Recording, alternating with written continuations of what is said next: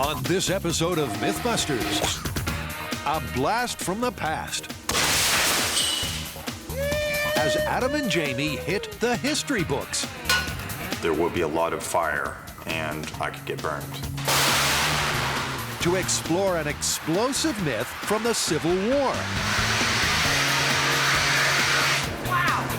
Did the Confederate Army build the world's first long-range missile? In 3, 2, 1.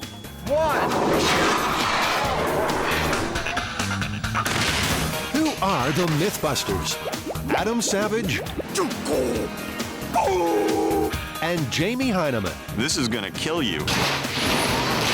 Between them, more than 30 years special effects experience. That's what I'm talking about! They don't just tell the myths, they put them to the test.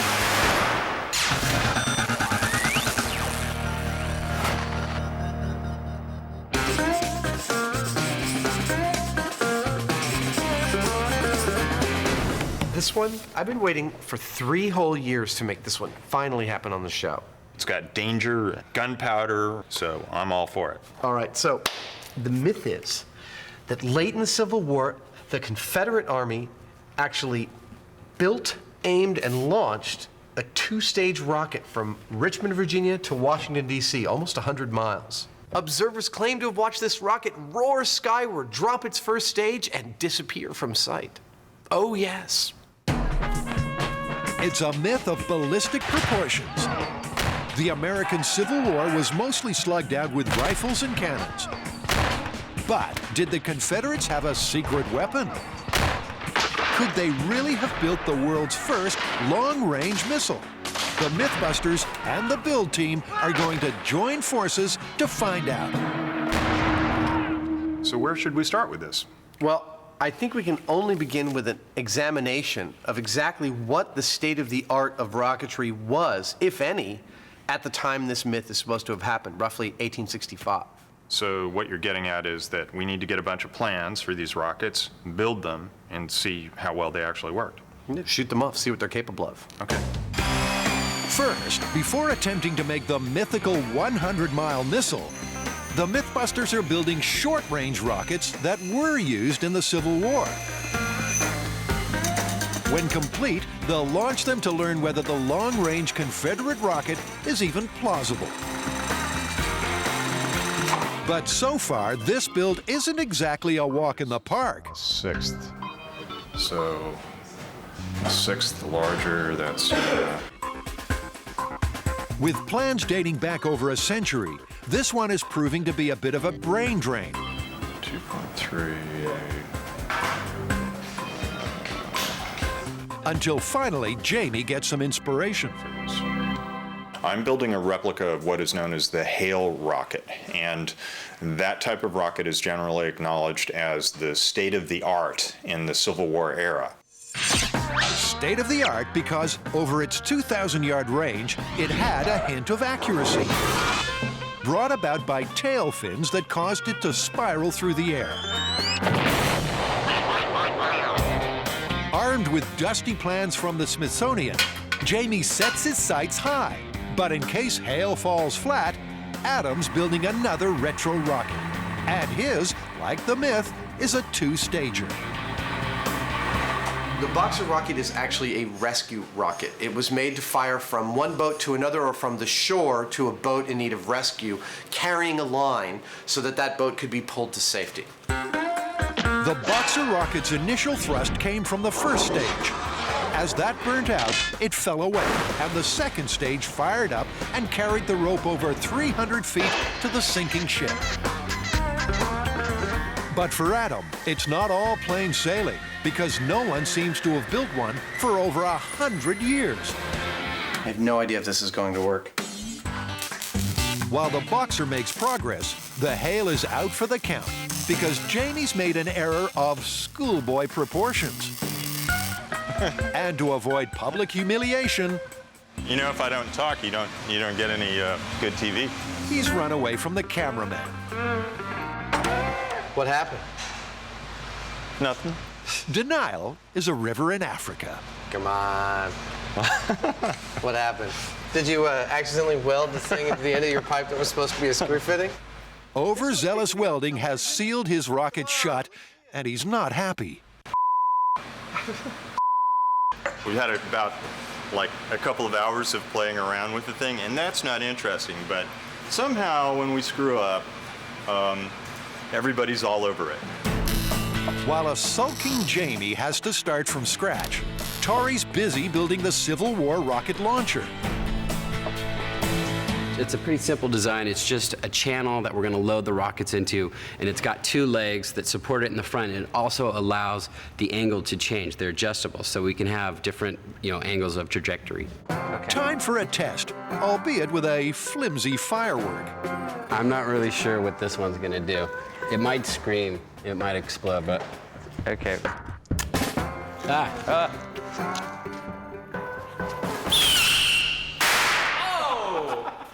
You know what, the rocket followed the channel perfectly and it sent it in the right angle. I just hope it's sturdy enough for the big rockets. I know, that's gonna be a lot of thrust. I got some more rockets, so maybe we should light off a couple more. Yeah, like a couple at once. Yeah. While Pyro Tori gets his kicks, Adam's made a find that changes the Boxer and maybe the mythical rocket too. Upon doing some more research, it turns out that nobody's ever seen one of these rockets. No one's seen one in a long time. No one's got one. No one builds them. So there has been some confusion as to whether or not it was a true 2-stage rocket or a compound rocket. And it turns out that it's a compound rocket. And indeed, it does not separate in the middle halfway through its ignition. So the Boxer is not a true 2-stage rocket. The sections don't split, they simply burn through each other. The idea that the mythical Confederate rocket was a 2-stage must now be in doubt. As Adam puts the finishing touches to the Boxer, Jamie's come out of his corner fighting and is already attaching those revolutionary tail fins that spun the Hale rocket for accuracy. There was a price to pay to make these spin. Even with this clever design, it actually reduced the total range of the rocket. Range doesn't mean crap if it can't be accurate. Yeah. I'll take accuracy over range any day. And that's the same conclusion as Mr. Hale drew. I'm fairly happy with this. It's not a polished, shiny thing, but it looks like it means business. At last, the rockets are ready. They just need the gunpowder fuel. There we run into kind of a problem. I mean, first of all, it's illegal for you and I to pack black powder ourselves. But secondly, the pressures they packed these rockets under was really just monstrous, and that makes it even more dangerous. Sounds like we need to get our old buddy Eric Gates. Yeah, I think we should call Eric, and I think rather than go with black powder, we should ask Eric to supply us with some modern equivalent motors that replicate the amount of thrust and burn time of these Civil War era rockets. Civil War rockets, but modern fuel. And for the imminent launch, the team head for the hills. The Mythbusters have built rockets that date back to the Civil War. They're going to launch them in the desert to help them learn how to build the mythical Confederate rocket rumored to have a range of 120 miles. We're here in the Mojave Desert at the Cohen Dry Lake Bed near Edwards Air Force Base, and we're about to test the authentically recreated Civil War era rockets. Authentically recreated, but because of state laws, contemporarily fueled, thanks to the rocket expertise of their honorary Mythbuster, Eric Gates. When the countdown goes, these rocket motors are going to burn for 4. Eric has already helped show that an ancient Chinese entrepreneur failed to get into orbit.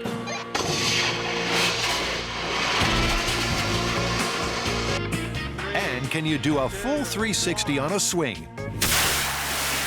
Well, only if you've got someone like Eric there to help. Today, the cool of the van has become Civil War mission control. I got something to show you guys. This right here is my Boxer rocket. Adam's as proud as a new father. And like a new baby, the rocket first gets weighed. All right, so 8.4 pounds for this thing. And measured. Diameter of the rocket is 3 inches. This data is then fed into a computer simulation to see whether the rocket stands a chance of flying. Okay, I've put a little set of fins on here to simulate the stick, and it looks like it's going to be stable. Let's try a motor. Let's put a K550 in it to start out. K550 it is. The computer's fully primed. Go. Flight path, perfect. Range, 20,000 feet. Remember, these are really rough simulations because your nozzle is not the same as what comes with the motor. So these could be greatly off, but hopefully they're going to be fairly accurate predictions. Jamie's 20-pound rocket is historically more reliable than Adam's. So what does the accurate computer make of it?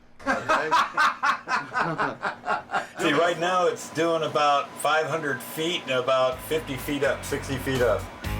That's not quite the spinning that the Hale rocket was famed for.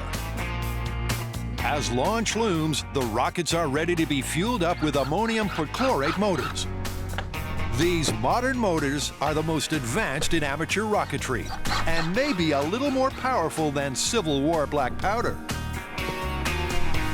But as they wrap them to ensure a snug fit in the rockets, Adam and Jamie are wondering if the main myth has historical authenticity, or is it just another tall tale?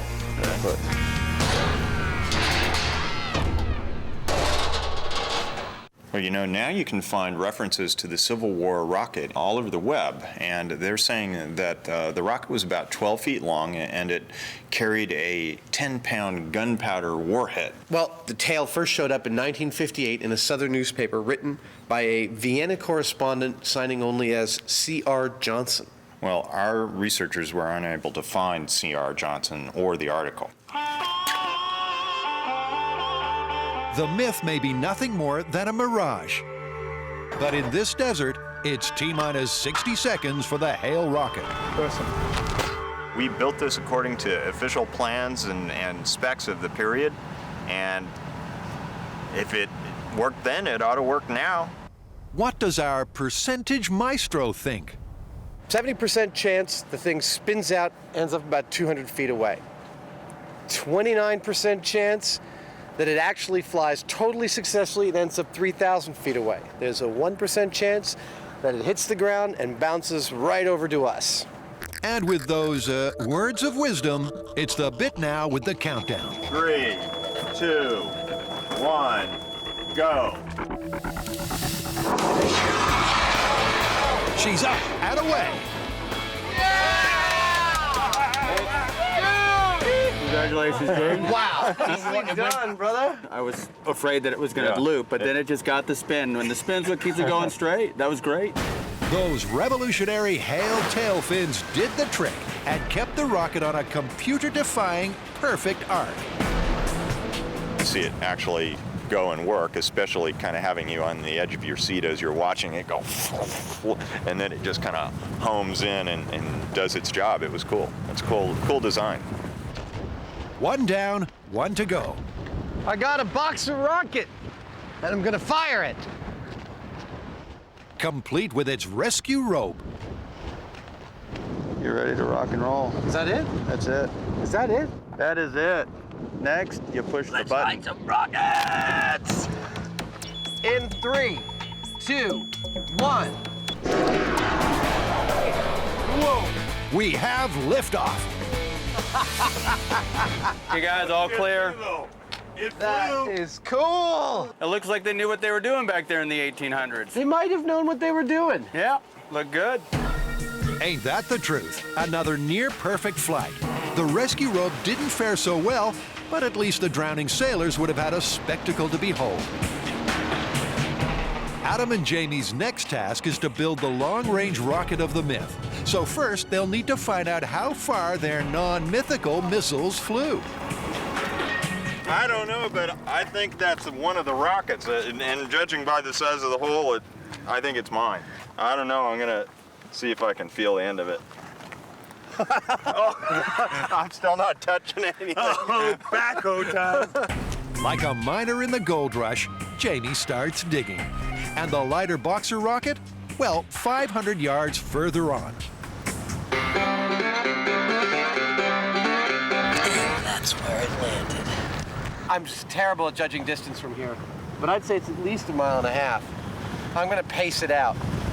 Calculating each of my steps is about 1 yard, and we'll see where I get to. As Adam measures his flight path, Janie has at last struck gold. There she is. We got the end clearly exposed, and I think we should be able to tug it out with the come along pretty well. So The heavy hail flew half as far and went over 5 feet into the ground. Soft to crash land in, tiring to measure. 1,317 yards. I'm tired.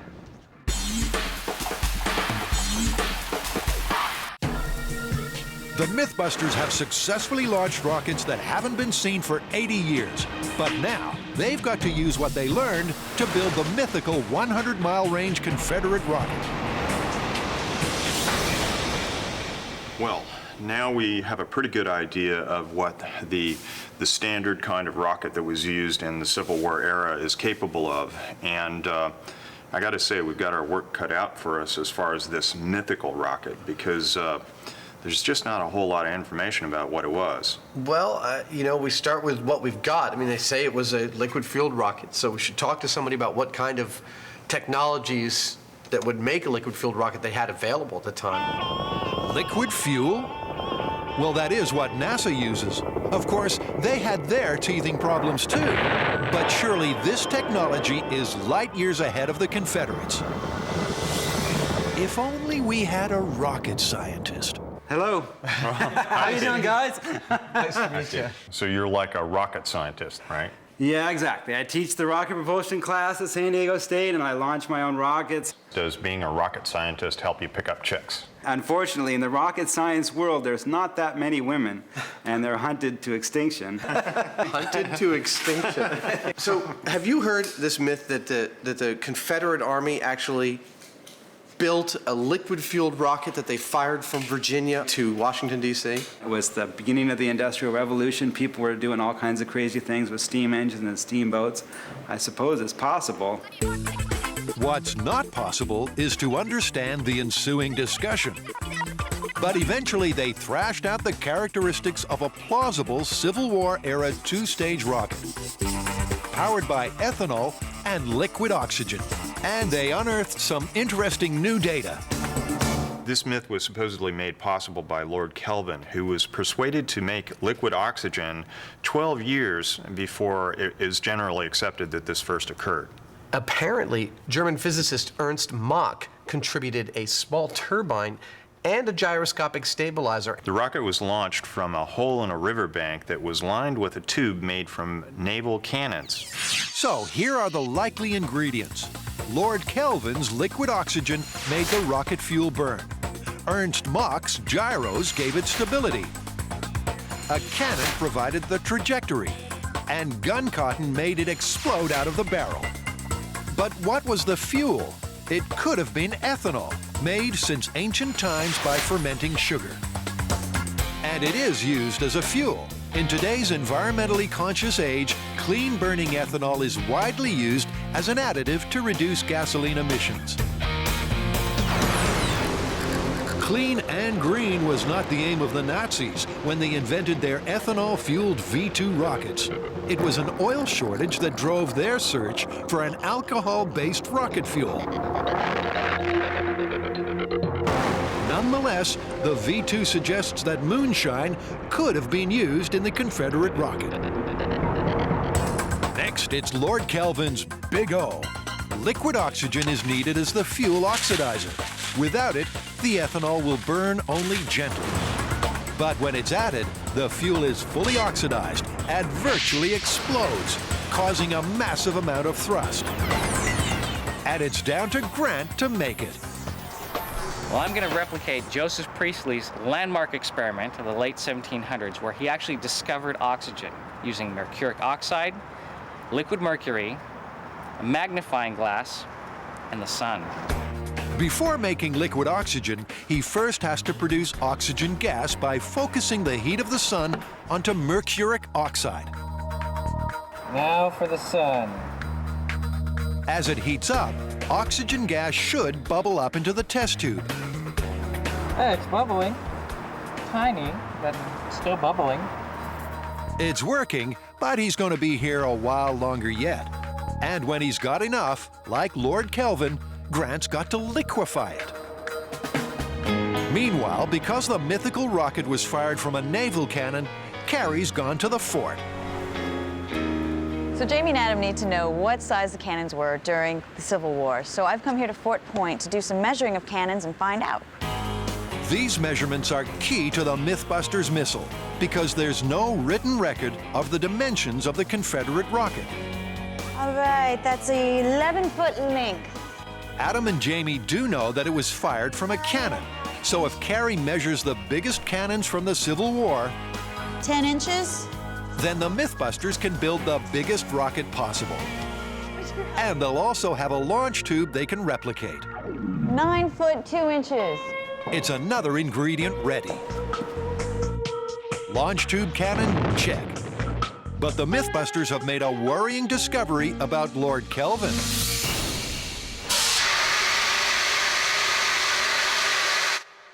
Well, Adam, as the myth suggests, William Thompson, aka Lord Kelvin, did in fact live during the Civil War era, but he never claimed to have made liquid oxygen. And we're supposed to believe someone whose name was Thompson but went around saying he was Lord Kelvin? That's Lord Kelvin to you? Yeah.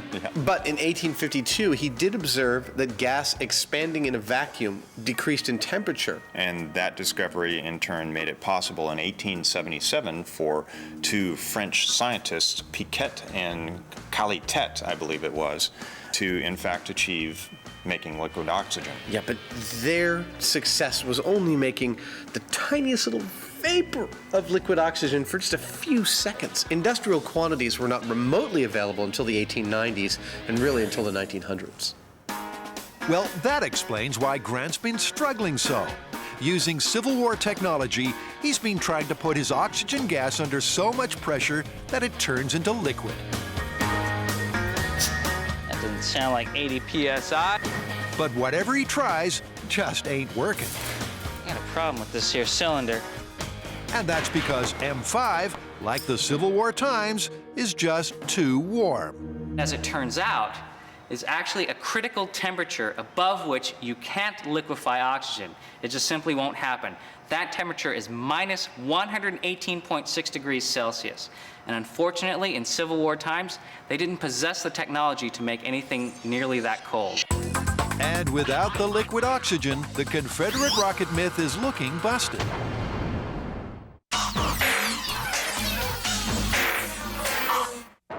In the American Civil War, did the Confederate Army fire a long-range missile? The MythBusters are trying to find out. But Grant has just failed to make a vital rocket ingredient. Well, you know, Grant's results make it pretty clear that they just did not have the ability to liquefy oxygen during the Civil War, which for us rules out the possibility of a liquid-fueled rocket that uses liquid fuel and a liquid oxidizer. I don't really know where we go from here. Well, I do. And, you know, I've been doing some reading on this. I think the design we should use is called a hybrid. The fuel is wax. The oxidizer that we would use would be nitrous oxide. The design doesn't involve any really complicated moving parts or anything. Number one, all those materials sound really safe to work with. And number two, the technology for all of them was available during the Civil War. That sounds like a perfect solution. So it's Plan B, a hybrid Confederate rocket. Lord Kelvin's liquid oxygen replaced with liquid nitrous oxide, and the ethanol fuel by solid paraffin wax. It's the last chance for this myth. And it all depends on whether making liquid nitrous oxide using Civil War technology is even possible. So Grant gets another bite at the cherry, but this time, in an extreme case of please don't try this at home, the recipe has been censored. The plan here is to heat up with that will actually produce a gas. We're going to run those through and at the other end should come out nitrous oxide. So Grant adds some moo with some meow and starts heating. With the temperature creeping higher, the gas starts to bubble out. And Adam can't resist having a sniff.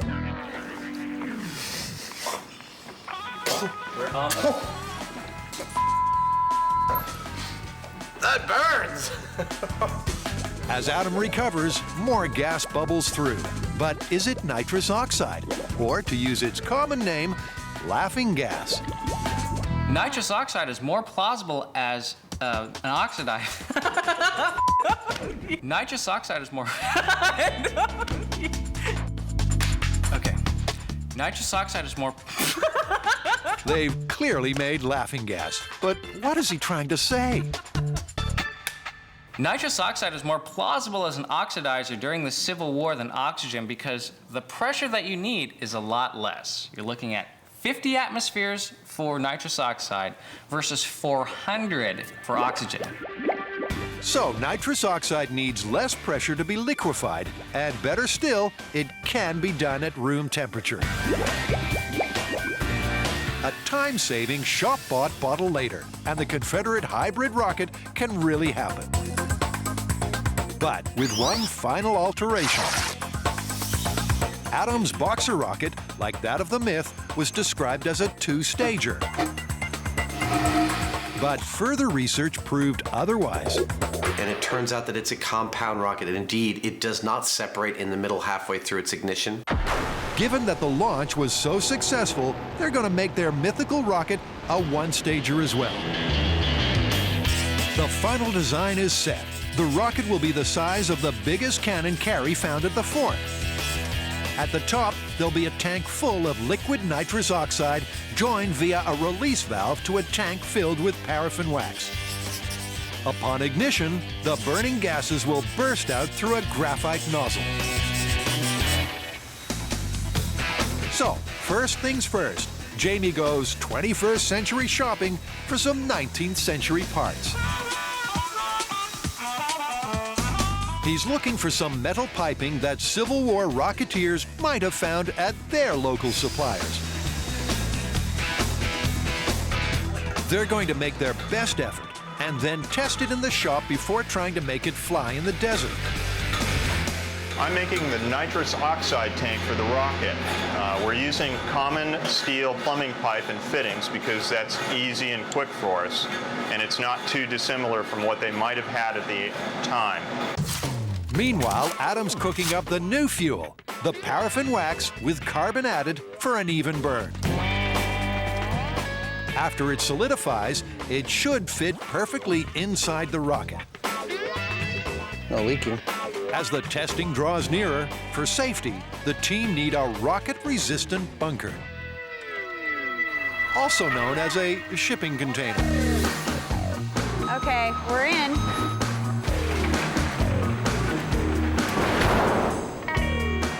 Perfect. Perfect parking, but how bomb-proof is the bunker? There we go. Woo! Uh-oh.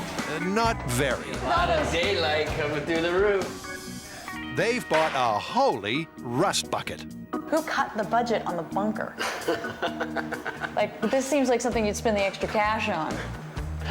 Yeah, when you got lives at stake. Is that a wasp nest? Yeah. Sweet. To top it off, there's wasps. But not for long. Oh, shoot, that was cool. Set a bomb off in there, the whole roof might go up. So I gotta redo the roof. I still gotta get the ventilation in. I gotta get the cinder blocks in. I gotta sweep this thing out. I mean, thing's a mess.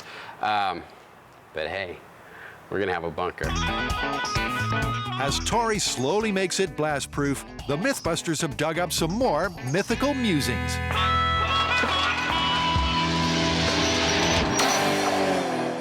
What factoids do you have for us today, JB?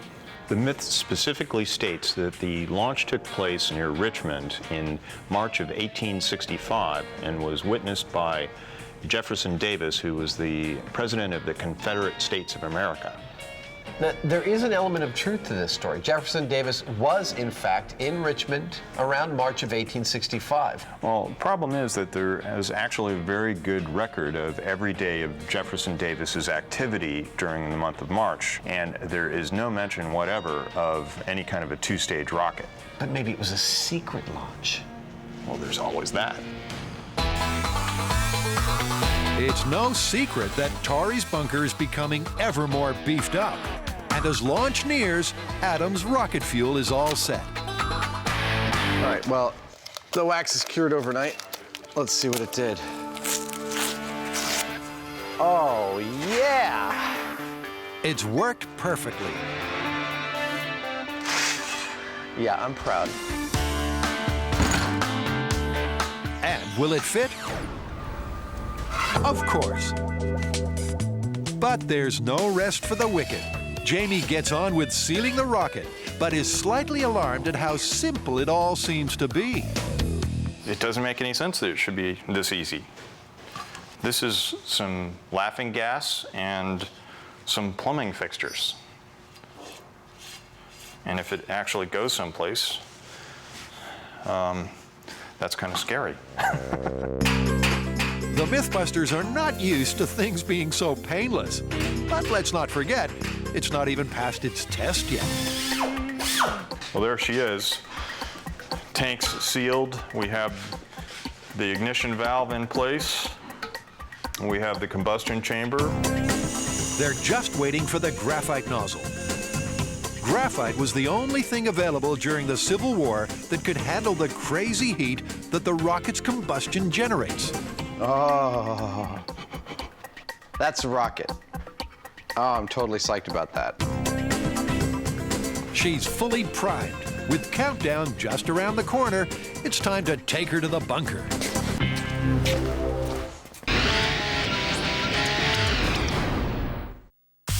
The Mythbusters are preparing to batten down the hatches in preparation for a big boom test. They've built their own Confederate rocket out of Civil War-era technologies. And because the desert is a long way to drive to find out the motor doesn't work, they're about to try it in a bunker in their shop. For safety, Adam secures the rocket so it will burn but not launch. And Jamie sets up some ventilation in case it's more of a smoke bomb. With everything ready, they're on to the final checks, starting with the quick release, the valve that will open the nitrous oxide to the fuel. Okay, go ahead and pull. Cool. Check. Next test is the ignition. All right, Jamie, I'm ready when you are. Okay, and 3, 2, 1. Smoking smells like, there we go. Check. Yeah, that took a second. It's time to vacate the bunker because the Confederate rocket is going to get fired. They're going to fill the top half of the rocket with liquid nitrous oxide, ignite the wax, and then open the quick release valve. There you go. That's what I'm talking about. The nitrous oxide tank should be filling up, but no one is quite sure whether it's working. I saw something drip. It's dripping out of the quick release. Oh, okay. So that's actually a good sign. Okay, well, let's kind of stand away from there, guys. We're getting liquid nitrous oxide. Woo! But 15 minutes later, and the tank is still filling up. Yeah, this is where the danger zone happens. When nothing happens for a while, everyone's like, well, let's get closer. Let's get closer. Let's get closer. Boom! And everyone's dead. Do you want to just go for it? Yeah, let's do it. Okay. They're just going to go for it. But for safety reasons, Jamie must first disconnect the nitrous oxide filler tank. Are you okay? Yeah, I knew I was going to do that. Next time you should say that there might be a large kaboosh. Because, like, my heart's beating like 500 times a minute right now. Those with a weak heart or a nervous disposition should look away now, because it's test time. Okay, I'm in place, Adam. Fire in the hole.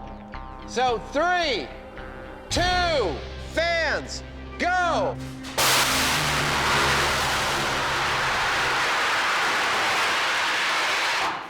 We clearly have ignition.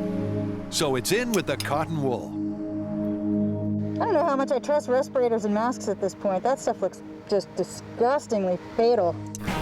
The rest of the fatal process is classified. But after a complicated afternoon, Carrie's gun cotton is all set for a test. All right.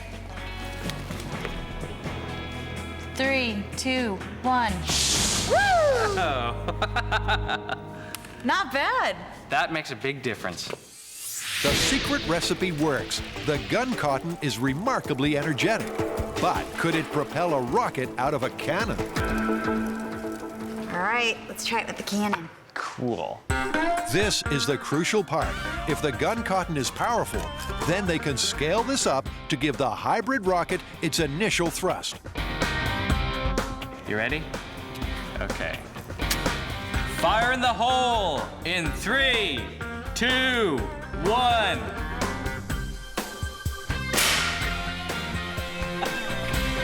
Success. And with more of it, it could just be enough to kickstart the rocket out of its naval cannon launch tube. The fifth and final mythical ingredient is ready. The gun cotton check. That just leaves the last details. First, the nose cone. I don't have a big enough piece of wood for the nose cone, so I'm going to lay that out of foam. I mean, we're not putting an actual warhead on this thing. Even the Mythbusters have to draw the line somewhere. A foam nose cone will have to do. And second, a paint job. Looking pretty in pink, the Mythbusters rocket is finally ready.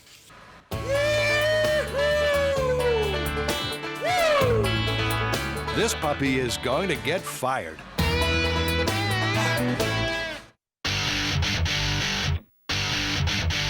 Oh, it's gotten heavier. Yeah, I know. The Mythbusters' homemade Confederate rocket is about to shoot for the moon. Time to return to the desert, where things have started badly. And we're stuck. But it's only the biggest vehicle in the fleet that's stuck. So we're using every other vehicle to get it out.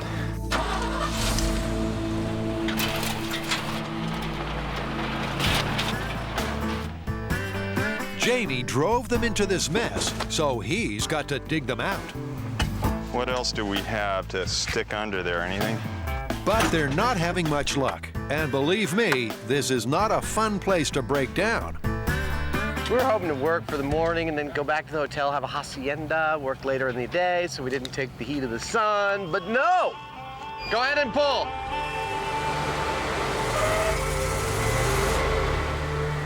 Pull, pull, come on, pull!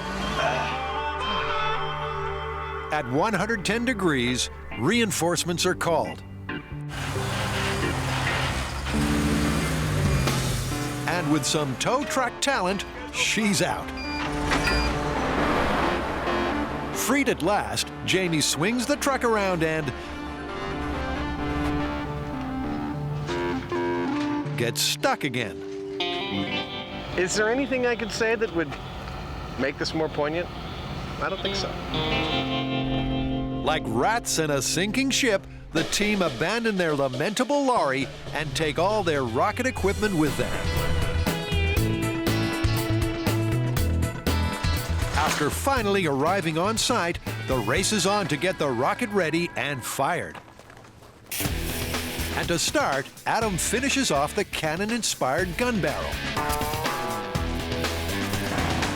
To get the launch trajectory, Adam's attaching an A-frame to it. Meanwhile, Jamie's back to pulling strings. I've run the pull cord, which opens the nitrous valve the entire distance because I want to feel what it feels like and have somebody watching on the other end to make sure that it actually worked. We're ready for the test whenever you are. Yo! Hey! That was it, right on the ball. Hey, that worked! With the quick release valve working from 500 feet, the team slide the rocket into the cannon. Favor the far side. Add the wax fuel, and then seal her up. Perfect. Lovely. Fabulous. You're the man. Stud. What? And next up for these studs is the erection. There you go, Eric. Watch your fingers. She's nearly ready. You like it? Yeah. Jamie adds Carrie's gun cotton propellant to the base of the cannon. And that just leaves the fuel oxidizer, the liquid nitrous oxide. As the team make the final preparations, it seems this hybrid rocket has come a long way from the original myth. So is any part of this parable actually true? They did have gun cotton in 1865, and they did have steel. They did have nitrous oxide. Firing a rocket from a tube, totally plausible. Completely within the realm of possibility. Building the rocket is one thing. All of the processes that go into actually launching it make it, in my opinion, improbable, but not impossible for them to have done in that era. The Civil War rocket. Improbable, but not impossible. Sure, the Mythbusters have made a few changes, but does it really stand a chance of flying the mythical 120 miles? All right, here's the percentages. 60% chance that we get a lot of flame and a lot of fuss and bother, and the rocket doesn't leave the tube. 5% chance that it blows up in the tube from too much pressure or something like that. What have I got left, 35? Yeah, I'll give 20% chance of a successful launch and 15% chance of something I cannot even remotely predict. Well, let's find out. Adam's going to press the button, then Jamie will yank open the quick release valve. All right, here goes the big boom Civil War rocket. In 3, 2, 1, ignition. Something's happening. Here it goes.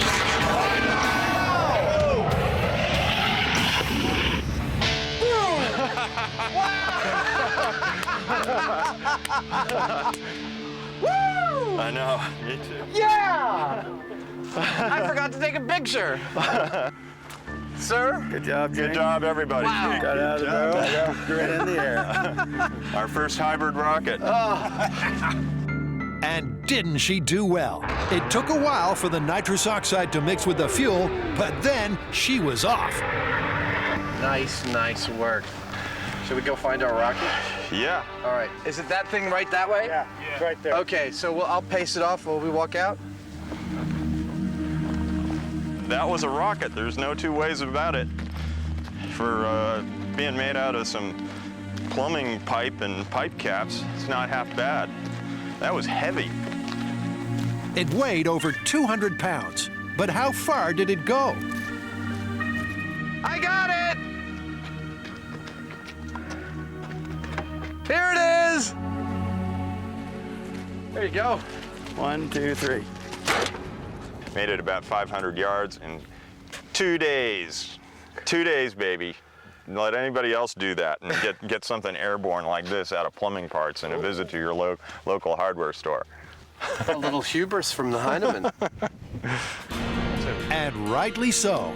After all, they just built a rocket out of plumbing parts in 48 hours.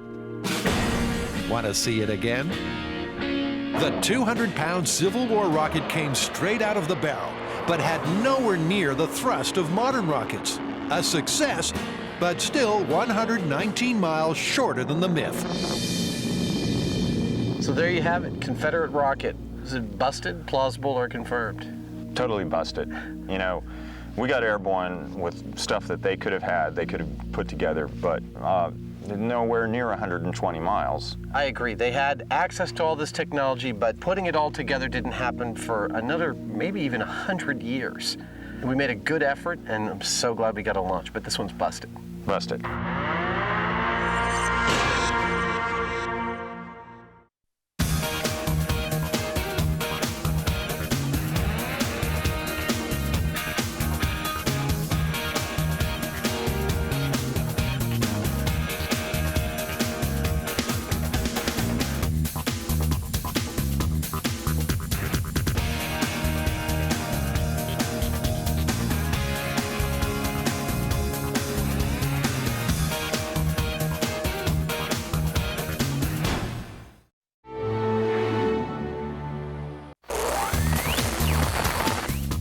on this special episode. So I've barely even started. I think you should just go take the rest of the day off.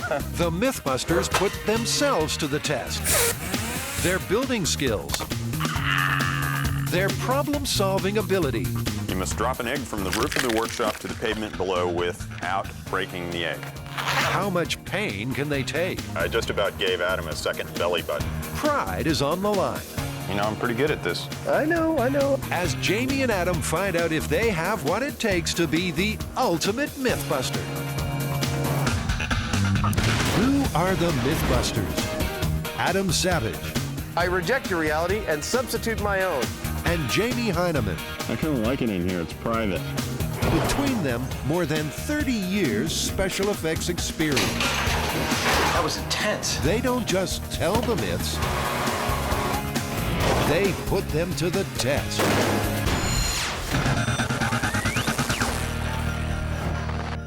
You know, Jamie, being a Mythbuster has really required just the widest range of skills. Yeah, you have to be a great problem solver. You've got to be able to build just about anything. You've got to be able to confront all your fears. You've got to be willing to put your body on the line. And you've got to have a good memory. Well, this episode is actually going to put you and me to the test of each one of these skills in kind of a contest to determine who is the ultimate Mythbuster. To claim the title of Ultimate Mythbuster, Adam and Jamie will compete in 6 challenges designed to test essential myth-busting skills. The first test, building. We have to make a machine that can hurl or tortilla the farthest. Is this about speed or distance? It's about distance. It's about getting the tortilla the farthest. I can see right away you're thinking about rolling it up or crumpling it into a ball. The fact is, at the end of its journey, you have to have a whole tortilla. You can't have like a crumpled up mass of dough. Building machines to see who can throw a tortilla the furthest. Now, if this doesn't win the Mythbusters the Nobel Prize, nothing will. Frisbee. Sticking to his credo of simpler is better, Jamie's building a tortilla cannon, a PVC barrel powered by compressed air, which all looks disturbingly like the infamous chicken gun.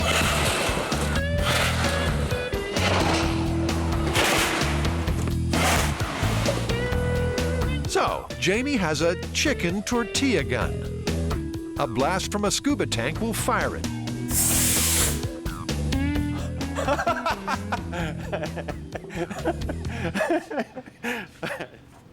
Well,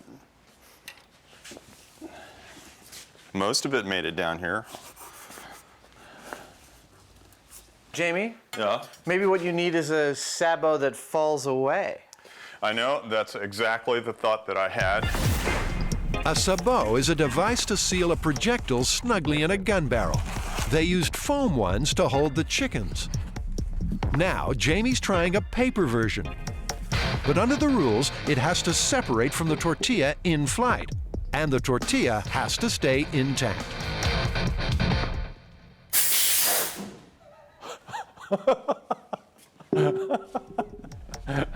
Hear that? That's Jamie's special happy giggle. I just have to see whether the paper's still on it, wherever the hell it ended up. Oh, there it is. Well, it's still in the sabot, so. Oh, and it's only half of it there.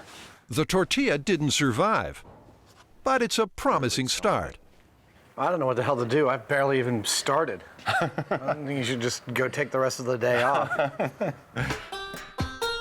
Wisely or not, in the end, Adam decides to recycle old technology too. Remember his killer deck machine? Comes like this, spreads, and the card flies out. Of course, that little gadget was random at best. Oh, looks like the fingers are getting tweaked a little bit. That was pretty cool. But it has inspired him. What he needs is more danger. Say, 2 sharp aluminum plates.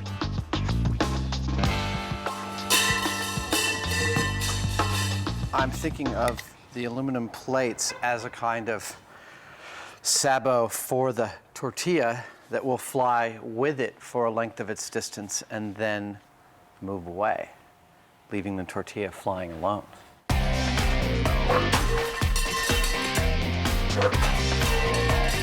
It's a question of aiming, really. Can I go?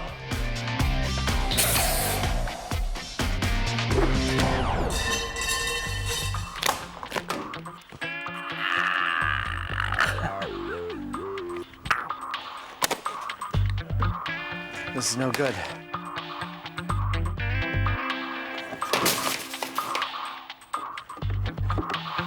Three, two, one.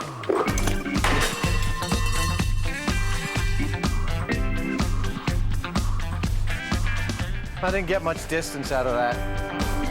3, 2, 1. Yeah!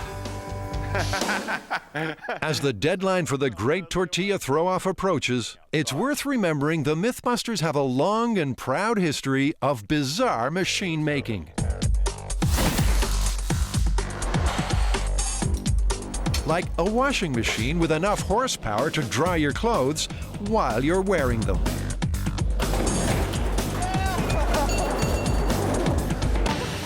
Or a mini Golden Gate Bridge built by Adam. I have to say, this is one of the more satisfying things I've ever built. And an army to stomp across and vibrate it to pieces, courtesy Jamie. Come on!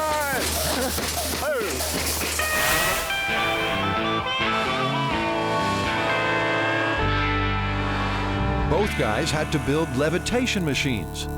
Adam used his signature high-speed, high-risk approach. The seat is not adjustable, and it's a little too low. See, look at all that extra room. Jamie kept it simple and found his happy giggle again. And then there was the ancient death ray, a massive array of mirrors. Our death ray doesn't seem to be working. I'm standing right in it, and I'm not dead yet. One!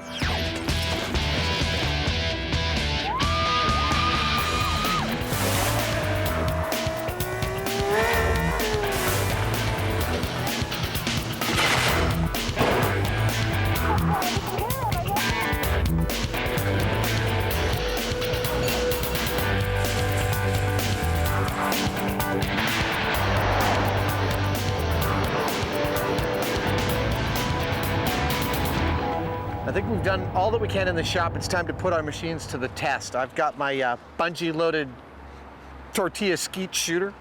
And I gotta say, this is a clever idea. You know, you've made a flat sabot. Yeah. In this show, we've been very familiar with sabots, and I didn't even think that of doing that. So that's a cool idea. Whether it actually works very well or not, it's a good idea. We're just about to find out. All right. Are you ready for the horror? Yeah. And so to the great tortilla toss. They'll each have 3 attempts. Whoever's tortilla flies furthest is the winner. This thing is terrifying. So Adam, has this shown any inclinations for just slinging right back around and hitting you in the face? No. Yeah, all I have to do is really duck. Are you ready? Yeah. 3, 2, 1. I think that's pretty respectable. Yeah, that's fairly respectable. Here, hold that.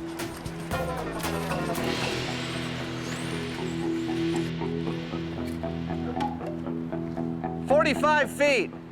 1, 2, 3. Yeah! That was beautiful. That's 60 feet. That's pretty good, Adam. 3, 2, 1. Well, say my second run's the best, 60 feet. Okay. 60 feet is the distance to beat. Will Jamie's sabot separate? Will the tortilla stay intact? Ready?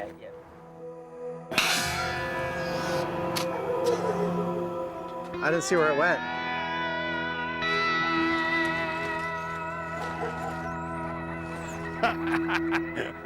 It's out of the sabot.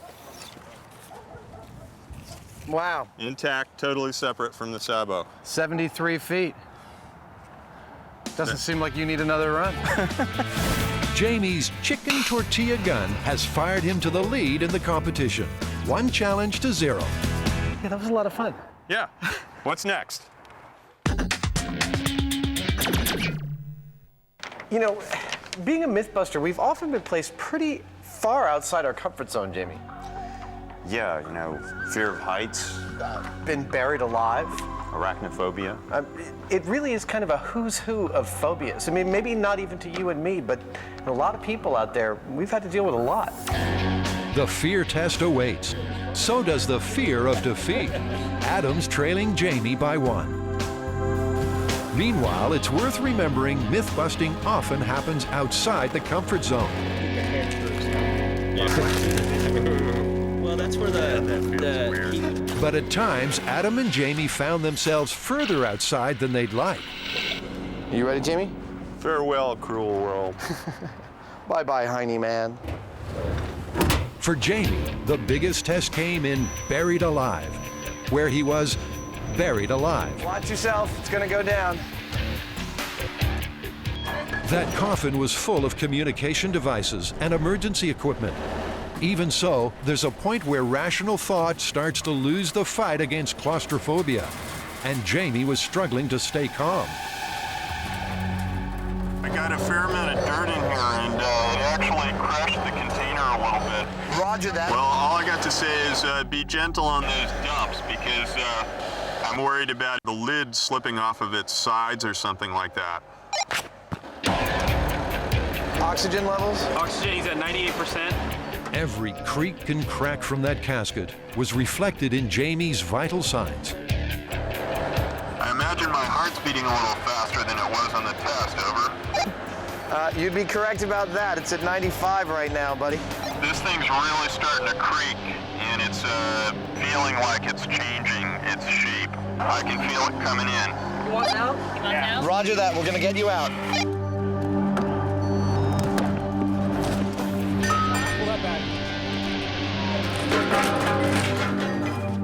Oh, wow. It will? Yeah, it buckled. Here we go. Hey, Jamie. Hey. Here he is. Oh. And he's still alive. Okay, be careful. It might roll and you get caught. One of Adam's scariest moments was the Mythtanic myth. Yeah, it's gonna go this way. Better be careful. Standing on a 9-ton boat as it sank beneath him, unsure if it would drag him down too. There you go. Nope. Didn't suck you down, did it? I need a drink. In the hammer drop myth, Jamie tried to cure his fear of heights at the top of a crane 180 feet tall. It's a strange combination of like sheer terror and delight. I'm not sure. Looking at the ground a couple hundred feet away, and I don't know, it's really cool. I think my fascination is overriding my terror. Well, those were all pretty scary. Yeah, some were scarier than others, and apparently now we've got a ultimate Mythbuster fear test to be dealt with. Why do I think I'm not going to like this? You know, my heart's pounding. It's probably worse the anticipation than the reality. What have you got, John? Well, we have a Tanzanian giant millipede for you here. Oh, that feels cool. Tanzanian giant millipedes. John's going to need something a lot scarier than these cute little guys if he wants the Mythbusters to break a sweat. I mean, don't get me wrong. I wouldn't want to find one of these in my bed. Oh, that is cool. Yeah, they're beautiful, aren't they? Yeah. So, Jamie, fear rating of Tanzanian millipede? 0? Yeah, it's not so bad. It feels kind of cool. Mythbusters 1, Scary Critters 0. But John's team is just getting started. We got here a couple of African emperor scorpions. Oh, dude! Fairly active African emperor scorpions. So, can these sting? Oh, yeah. Then why aren't they stinging you? They're waiting for you. Yeah, no, I'm not going to get stung by one of those. Those are like a wasp sting, right? Yeah. Yeah, those are pretty scary. I don't like stinging things. Yeah. How come yours is all relaxed? They do that just before they sting. Turns out they have to be warm before they sting. But Jamie and Adam don't know that. Okay, so I'm shaking a little bit, you know, it's moderate. Scale of 1 to 10, I don't know, what do you say, Jamie? Those are kind of in the middle there. I suppose about a 4 or a 5. I don't know about you, but I feel like we're doing pretty well. Oh, dude. Okay, these This are two is different Jamie types has of the- tarantulas. Adam was doing pretty well. But now, well, in the past, he's revealed a secret phobia. I should perhaps mention at this point that I do suffer from a small amount of spider phobia, otherwise known as arachnophobia. That didn't save him from becoming a human guinea pig to test if Daddy Longlegs' venom really was deadly. Oh, that's funky. Oh, I don't like this at all. This is really awful. This is like your worst nightmare, but you feel when you're sticking your hand in something. He survived that encounter. But how would he handle a full-grown tarantula?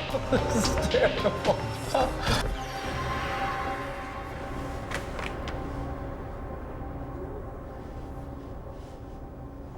You know, it's again something I wouldn't like to find in my bed. And I definitely wouldn't want to, you know, feel it crunch underfoot, but it's not so bad. Yeah, I really kind of got over my spider fear on the Daddy Longlegs myth. Well, I've never held a tarantula before. They're actually really beautiful. Yeah. Now, why is he lifting up one of his legs? Is he about He's to gonna pee? pee, yeah. Claiming territory. Fear factor rating, not as bad as the scorpion, actually. The scorpion was worse. This isn't so bad.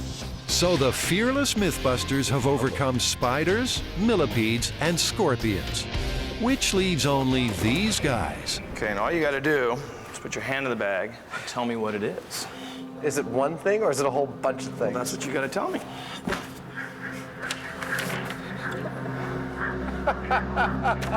I'll go. And just, go ahead. Go ahead. I'm not going to get bitten or stung, am I? Well, no guarantees with wild animals, but I don't think so. Grab a whole handful. I'm working my way down there. Was it maggots? Oh, yeah. Oh, I like these. Oh, cool. They're little corn snakes, or... Oh, grab a handful. That's so cool. Wow. Oh, these guys are magnificent. Look at that. It's like Medusa's hair. Never held a dozen snakes at once. Oh, that is so nifty. Oh, sorry.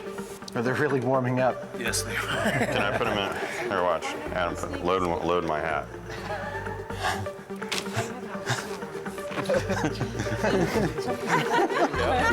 Does that work? Yeah. Now you got hair. I think it's the latest thing. Your nose. It's official. Neither Mythbuster can be freaked out by creepy crawlies. And the ultimate Mythbuster score stays at Jamie 1, Adam 0.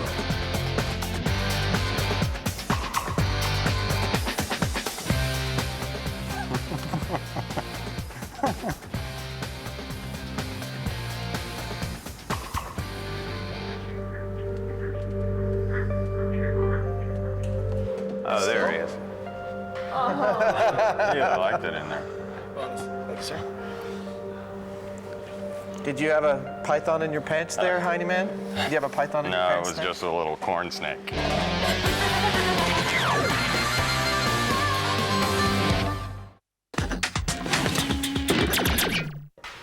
You know, an awful lot of the time on Mythbusters, we're just kind of going by the seat of our pants, you know, going with our gut.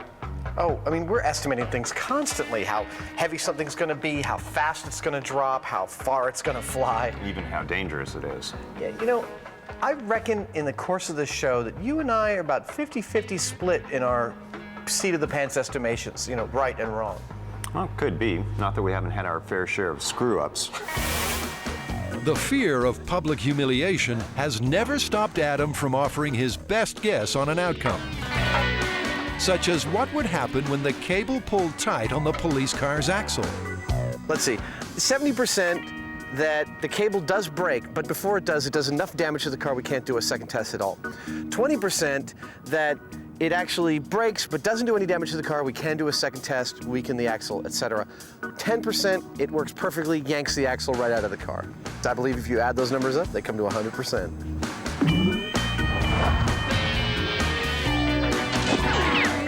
The cable snapped, but there was no damage to the car. That's spectacular. Yes, okay, so I was off with my percentages. I gave what happened here a 30% chance of happening. 20, in fact. No, 30. 70%, 20%, 10%. No, that wasn't me. That was somebody else. That was you. I said 50, 40, 10. I reject your reality and substitute my own. Reality does have a way of messing with Adam's predictions. Would the jet blast roll the taxi? I wouldn't really want to be in the car when it goes by him, but I'm not so sure that it's going to be that dramatic. I think the whole thing's just going to go and roll over 3 or 4 times. I think Jamie's being a little pessimistic.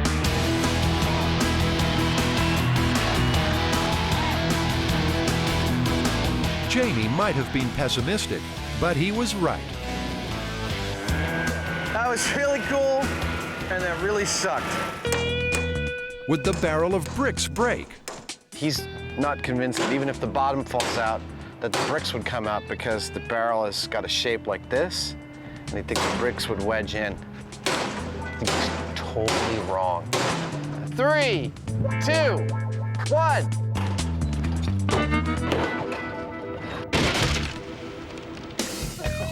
The damn barrel? It didn't do squat. What is this? This barrel is too damn strong. You know what? I was right. All right, you were right. But Adam did have more success predicting the boom lift catapult outcome.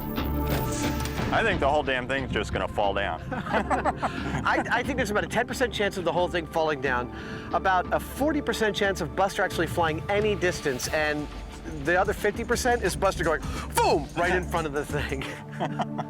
1.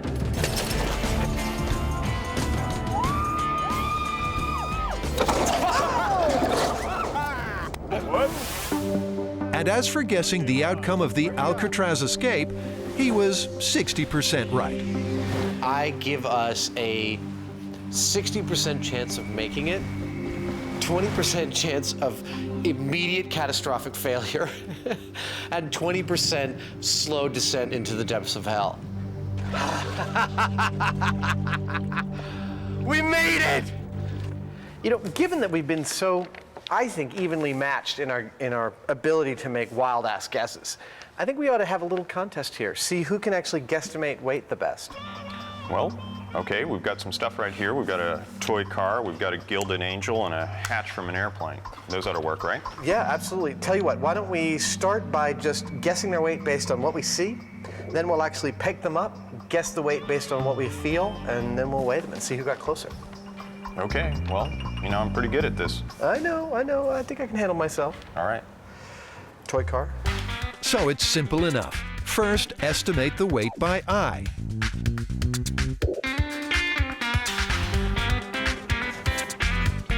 So you ready for the handling test? Handling the car and guessing its weight? You first. All right. Now they get to revise their guess based on feel. Are you done yet? Come on. Okay. Thank you. Now, the moment of truth. We have ounces here. The toy car weighs Oh, I was way off. 1.9 ounces. What was your guess?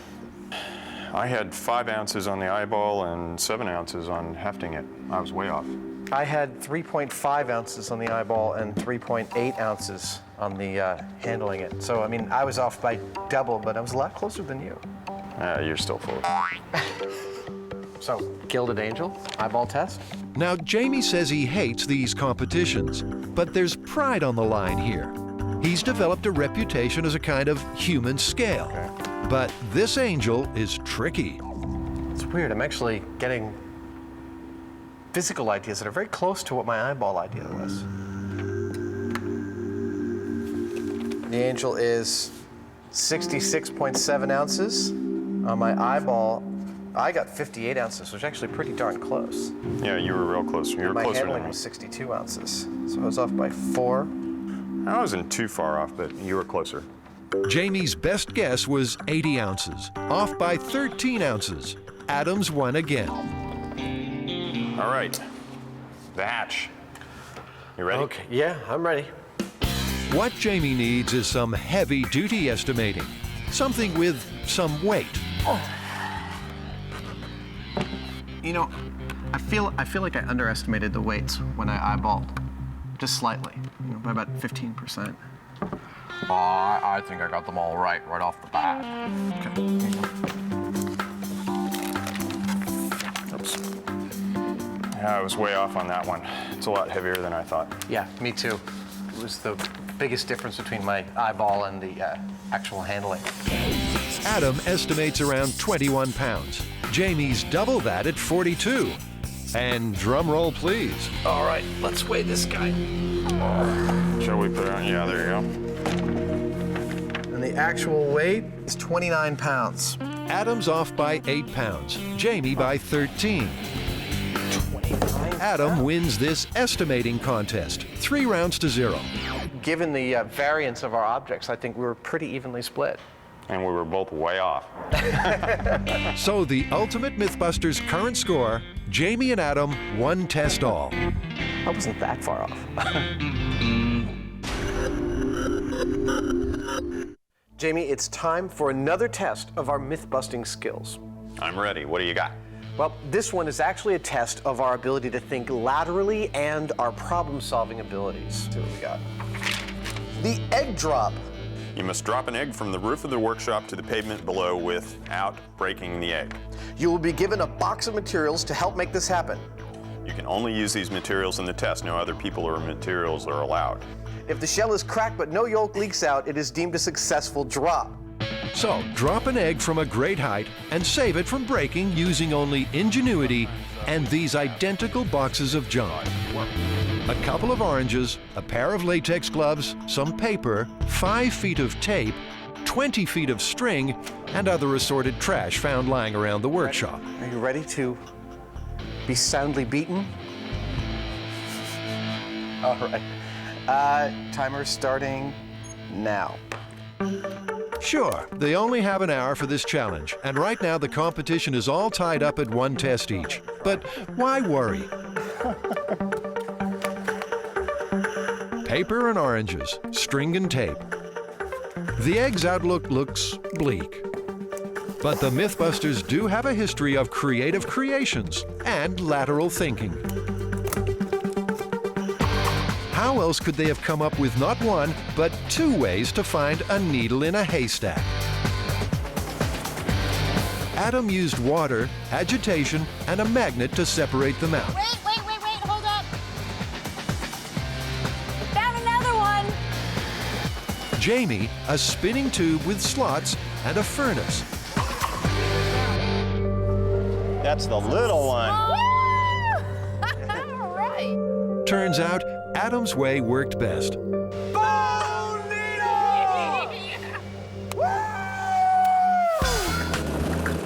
How do you get thousands of ping pong balls down inside a submerged boat? Jamie came up with a kind of water elevator, flushing the balls down below the surface and into the hull, raising the boat.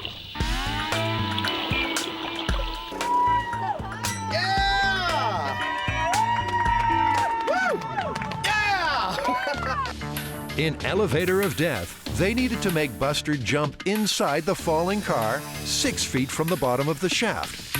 The jump was easy. Okay, Buster, this won't hurt a bit. But the timing. They tied the trigger cable to the top of the shaft and cut it short so it pulled the pin on his pogo stick 6 feet from the bottom.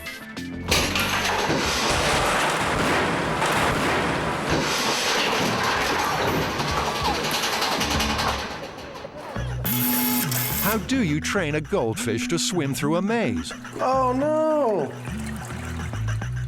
Jamie taught his to associate food with the color orange. And soon enough, they were puzzle busters. Yay, that was, let's see, 25 seconds. It's a record. They were like, definitely, way to go, guys. And Adam? Well, mine are eating their own poo. The hour's up. It's time for the Mythbusters to test their egg-saving creations. Jamie, it's your building. How high is that off the ground? It's about 25, 26 feet. Yeah? Yeah.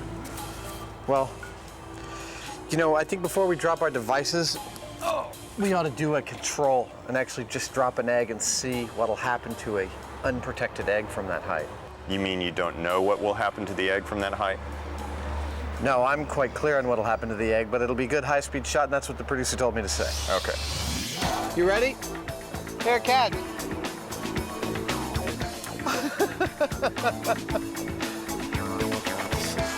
Sorry, I couldn't resist. Here we go. 3, 2, 1. For future reference, this is what happens when egg meets concrete.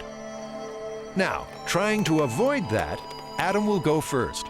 I've got a lot of shock absorption from a paper cone here with an orange to keep it pointed down. Yeah. I've got rubber gloves using air to protect my egg. Cool. 1 hour's work. A paper cone, an orange, and 2 inflated gloves. Obvious, really. Let's do it. Okay, in 3, 2, 1. It looked good, but as Jamie and Adam know all too well, looks can be deceiving. It's performance that counts. What do you think? Do you think it made it? My guess is that it made it, and I think you did a great job. I think that's one intact egg I've got here. And so it is. Oh. Uh-oh. There's a crack, but no yolk. So the rule was that if no yolk leaks out. Adam's shell shock. Give it up. It broke the egg. It said break the egg. I get another chance. I'm going again. All right, I'm ready. So Adam, think like a chicken. You know, it's your offspring at stake here. All right, I'll see you from up there. Okay. All right, this is test number 2. Here we go. And 3, 2, 1. Shoot!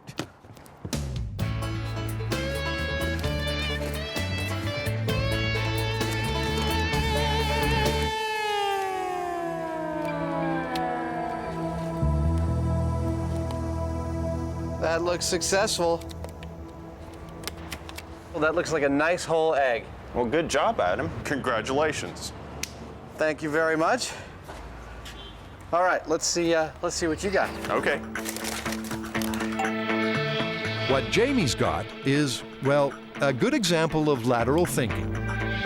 And if his first attempt is successful, he's the winner. You know, I have actually very little doubt that Jamie will not succeed at this. I'm pretty sure he will. I just feel that we can leave it up to the viewers to decide whether or not I have stayed within the spirit of this contest. Spirit of the contest. Well, the rules did say... You will be given a box of materials to help make this happen. You can only use these materials in the test. No other people or materials are allowed. He's done that. Egg in orange, orange in glove, glove tied to string. But remember, the string's only 20 feet long. The roof's 26 feet high. Which is where the 5 feet of tape comes in. Okay, guys, I'm ready. So I think you can commence your lowering. With 2 ultimate Mythbuster challenges to go, Jamie is lowering his way to a 2-1 lead. But the rules say he has to drop the egg. And here it comes. Yeah?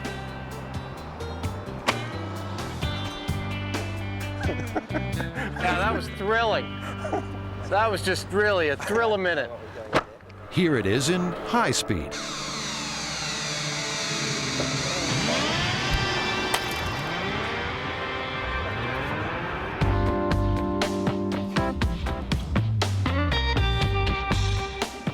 There you go. Yeah, well. Hey, I dropped it from the roof. Kudos for thinking slightly laterally outside the box, but yeah, I think my rig's much more impressive. Thank you, sir.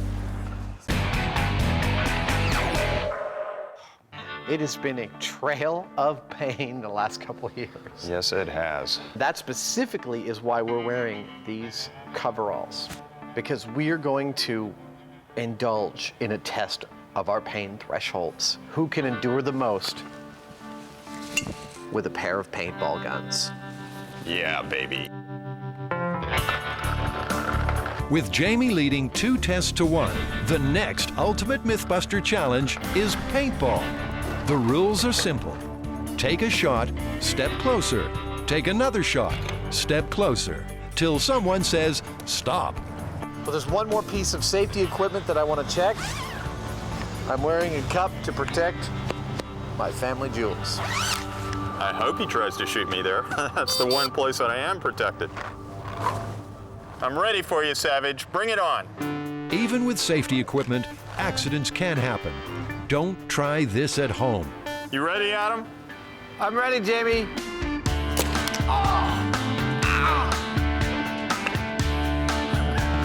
I'm right here. Hey, Adam, did that hurt? That hurt a lot. In the past, Adam has shown a special ability to endure pain, no doubt born of his unique capacity to attract it.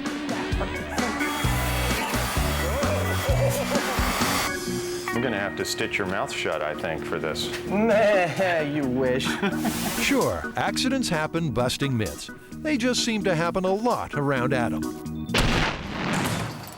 I'm fine. I am missing an eyebrow, aren't I? You lost a lot of hair up there, too. You're kidding me. No.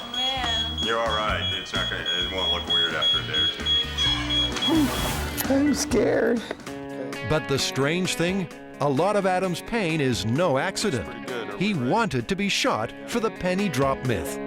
Okay, 3, 2, 1. Ow! You hit me in the same exact place. No one told him to get his tongue pierced for the lightning strike experiment. So, you ready? Here you go. Give me a breath in and out. You're done. Your jewelry's in. I'm gonna take the clamp off and screw the bead on the bottom. There you go. You're done. All right. That was not so bad. Oh, but now I'm talking all funny. Try to warm it up. Oh, Sanjay. Sanjay, will you respect me tomorrow? And the Goldfinger revisit might not have been painful, but would you get an anal probe by choice? Don't crouch down. Try on my shoulder.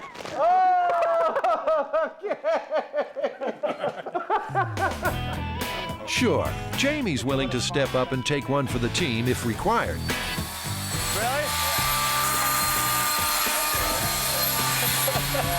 Hey, we drew blood. Look at that. Hey, Adam. Yeah. You're not pea shy or anything. I'm not pea shy. But when Jamie draws the line, Adam happily walks across it, usually urinating on an electric fence as he goes. Are you ready?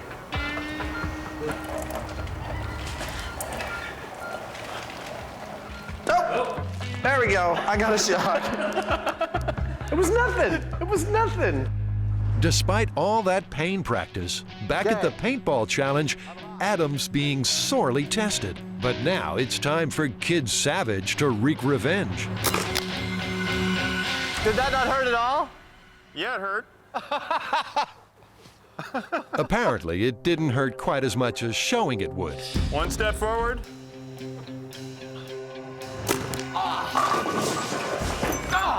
Never underestimate a devious mind. Jesse Jamie nailed him in exactly the same spot. All right, you ready? I hit him in the cup. Damn it. Yeah, baby. Wait, do we have to keep moving forward? Jamie? I know you want to keep aiming at that spot, but can you not aim right at that spot again? It hurts a lot. Just be a little kind here. Bullseye. You've got to wonder if Jamie's been waiting for this opportunity. You want to see?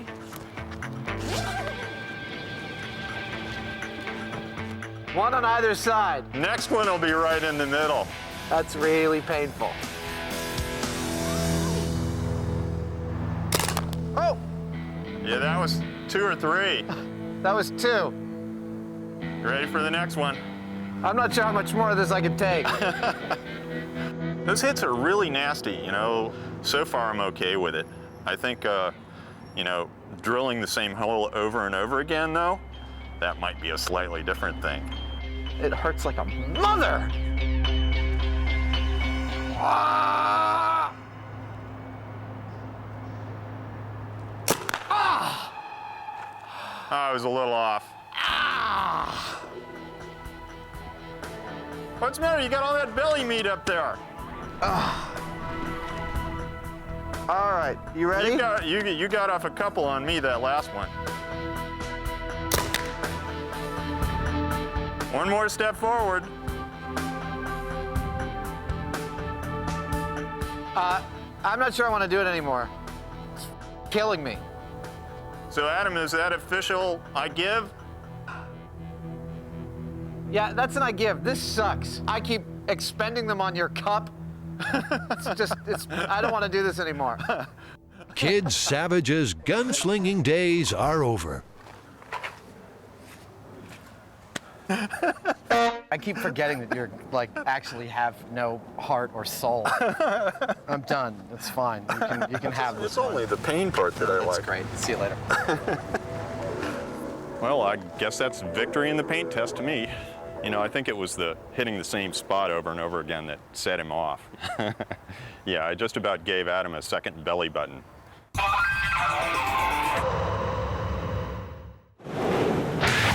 After seasons of busting myths, the guys have a lot of memories. But just how good is their recall when it comes to detail? Yeah, well, I have a list of questions for you, and we'll just see how good your memory is. Bring them on. A memory test. Behind 3-1, Adam can't win Ultimate Mythbuster, but he has his pride. How many volts does a typical subway train run on? Do you want to pee on that, Jamie? I don't want to pee on that. That would be 600 volts. Correct. What is the name of the creature from which eel skin wallets are most often made? That would be a hagfish. Correct. Also known as the slime eel. I'd rather put my hands in formaldehyde than in a tank full of hagfish. How many drinks did you have in the breathalyzer experiment? And who blew what reading? Wow. It's all such a blur. I feel totally fine. Allow me to place this on your breath testing machine and I'll be happy to be tested. Very good. I think I had 12 drinks and I blew a 2.1. It was 13 drinks in 3 hours, and you blew a 0.11, and I blew a 0.09. No surprise he missed that one. Adam's 2 for 3. Who was at fault for losing Buster's leg in the hammer drop experiment?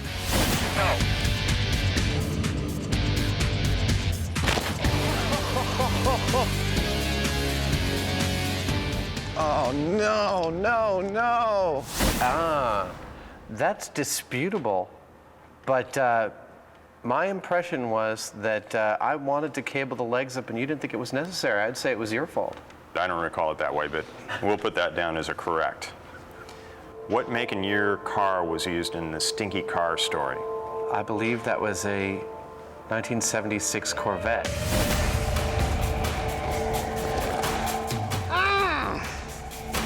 What's the worst that you could imagine?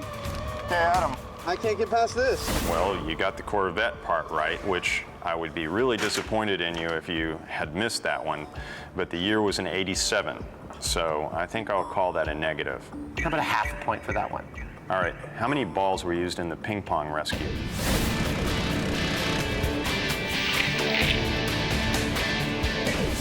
That would be 27,000 balls. That's correct. Okay, so let's count them up. We got 1, 2, 3, 4, 4.5 correct.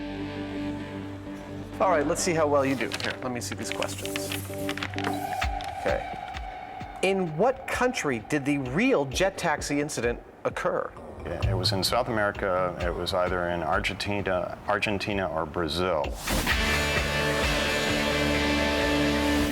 I want to say Brazil. That's correct. 1 down. In what country did the mythical tree cannon explosion occur? That would be Hungary. Damn, that's correct again. All right. Who was the 4th member of the Alcatraz escape team that actually stayed behind?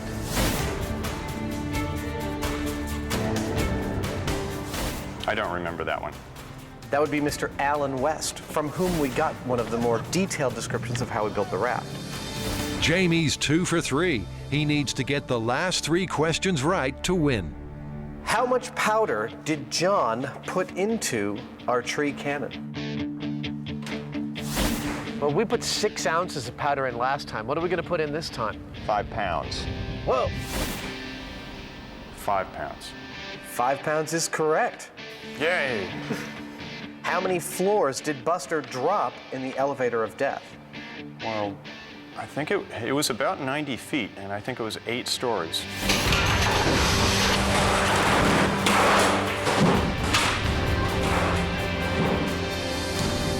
Eight stories is correct. The challenge comes down to this question, and it's a doozy. Now we have a 2-part question for this question. How much thrust did each rocket on the rocket car have, and how long was the burn? The rocket car had about 1,500 pounds of thrust, and each one burned for up to about 4 seconds. That is absolutely correct. For 5 correct answers, beating my answers by a half a point. Still, it was pretty close, huh? No, again, pretty much right down the middle. Of course, I'm going to say right down the middle because I came in slightly behind. And so, the ultimate Mythbuster testing is over. The final outcome, Jamie's 4 wins to Adam's 1. Yeah! That was beautiful! But Jamie has always said he's not interested in competition. Does that work?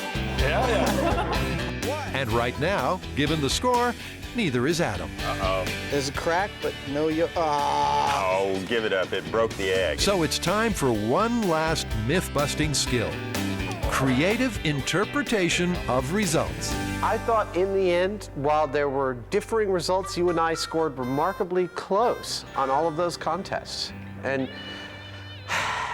I'm glad it's done, but I've also had a lot of fun doing it. Good.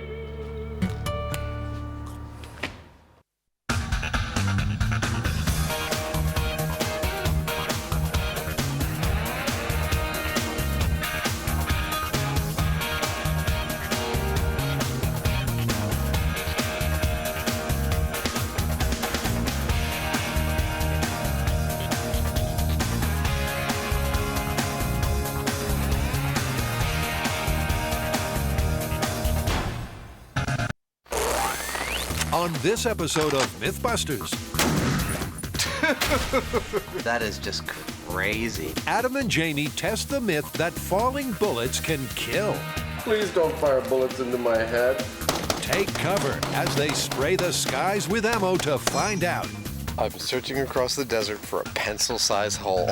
And sit back and unwind as the team takes the top off some more vodka myths. Let's all group hug. Yeah! Who are the Mythbusters? Adam Savage. Jamie Heineman. Aren't tracer rounds illegal? Between them, more than 30 years special effects experience. That's That's what I'm talking about. Joining them, Tori Balachi. Science is fun. Carrie Byron. Guess what I did today? And Grant Imahara. You guys ready for this? They don't just tell the myths, they put them to the test.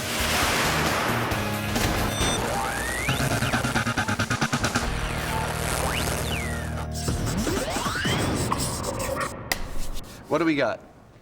This one's another one of those myths that everybody's heard of, and that is that if you fire a gun straight up in the air, that the bullet, after it's done its thing and gone all the way up there, is going to come down with lethal velocity. If it hits you, it'll kill you. This is the kind of thing that happens on the 4th of July or some type of celebration. Someone pulls out their gun to add to the festivities,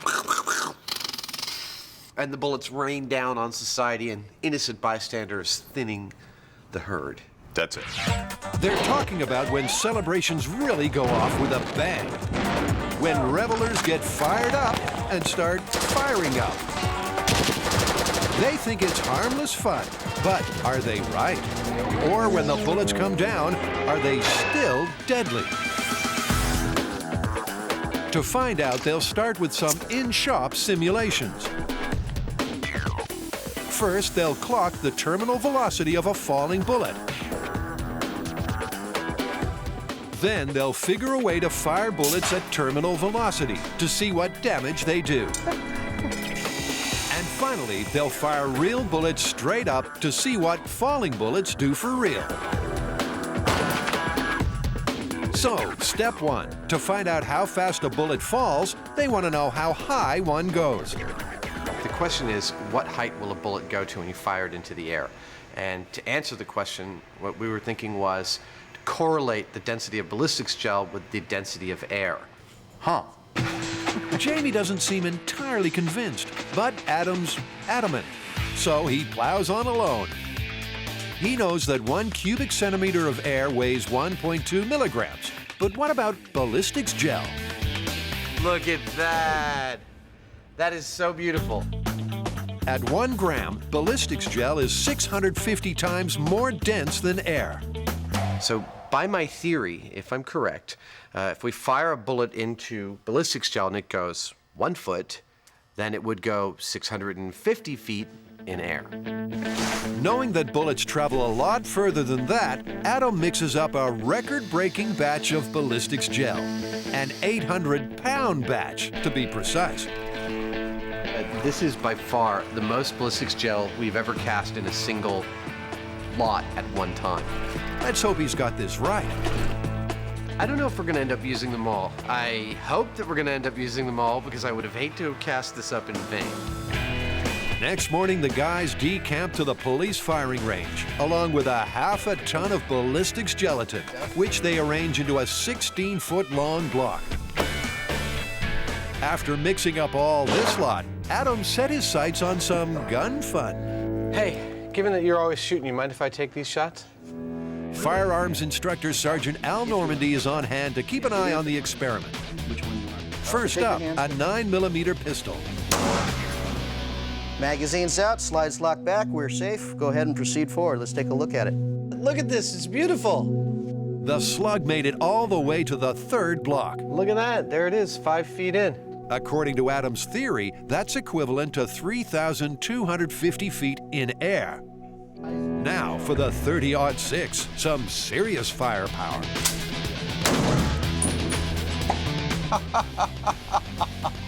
What the hell happened to that?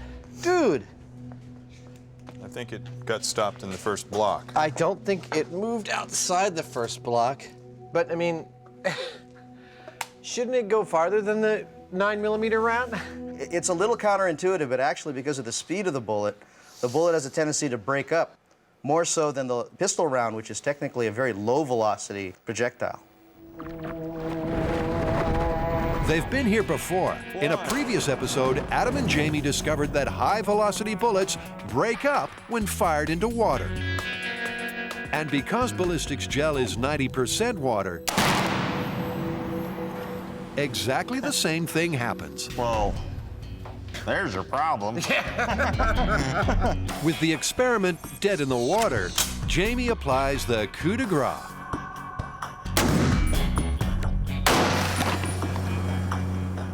Oh, that is just crazy.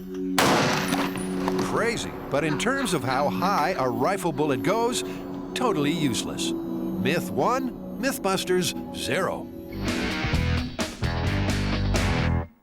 Around the world, millions of gallons of vodka are consumed every year. Most people choose to drink it, but the Mythbusters have been testing it for other uses. As a bee killer, it was busted. That's terrible, they're drunk. As a mouthwash for Adam, it defied all odds. Not that bad. It even removed the cheese from Adam's feet. And it rose to the occasion by freshening up the smell of a chain-smoking jacket. So this is the better smelling one, right? And it's the one that we sprayed vodka on. And if it's gonna help it, just pour it on there. First up, can vodka combat poison oak? Well, we've grabbed our passports and crossed the Golden Gate Bridge, the home of our sound recordist, who lives on the frontier of West Marin. And our search is for poison oak. Why poison oak? It's another vodka-related myth. Apparently, if you pour vodka over an area that's been affected by poison oak, it will remove the urushiol oil and prevent you from developing a rash. Tori's drawn the short straw.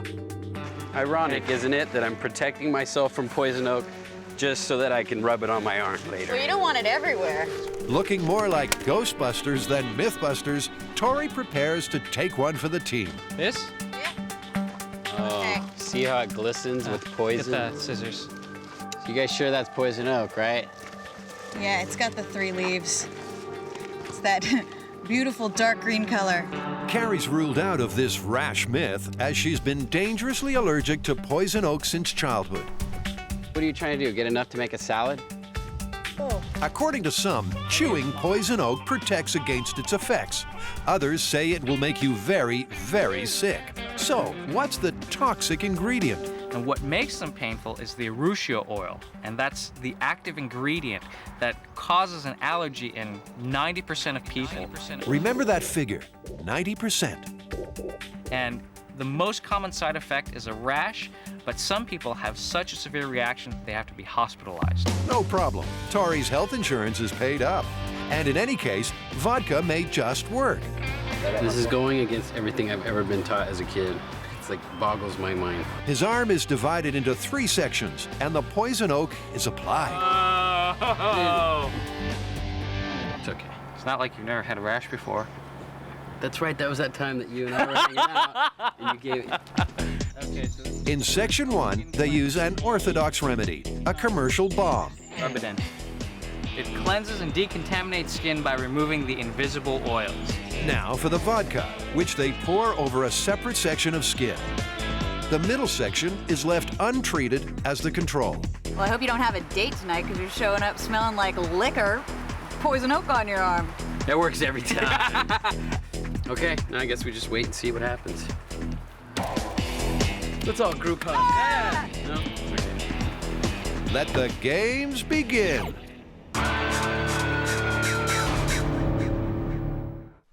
In the myth that bullets fired up can kill, Adam and Jamie have been trying to find out how high a bullet can go. Oh, that is just crazy. Their first experiment drew a blank, so it's back to the drawing board. Well, that was a good waste of time. I mean, we didn't really get any useful data at all from firing a bullet into the ballistics gel. No. I mean, the faster the bullet, the more the gel resisted, just like water. Well, we might have busted out experimentally, but there are computer simulation programs that can give us the figures on a vertically discharged bullet, and here's what we got. A 30-06 bullet will reach a maximum height of 10,000 feet and take 58 seconds to make its round trip. A 9mm bullet will reach a maximum height of 4,000 feet and take 37 seconds to make its round trip. Well, that's certainly high enough for it to reach its terminal velocity on the way down on both bullets. So all we need to do is find out what that is. Terminal velocity is the maximum speed at which an object can fall through the air. It's reached when the force of gravity is matched by the force of wind resistance, at which point the object can't go any faster. To find the terminal velocity of a bullet, Adam builds an acrylic wind tunnel. He fires a high-speed jet of air from below and inserts a wind speed meter at the top. Everything's set.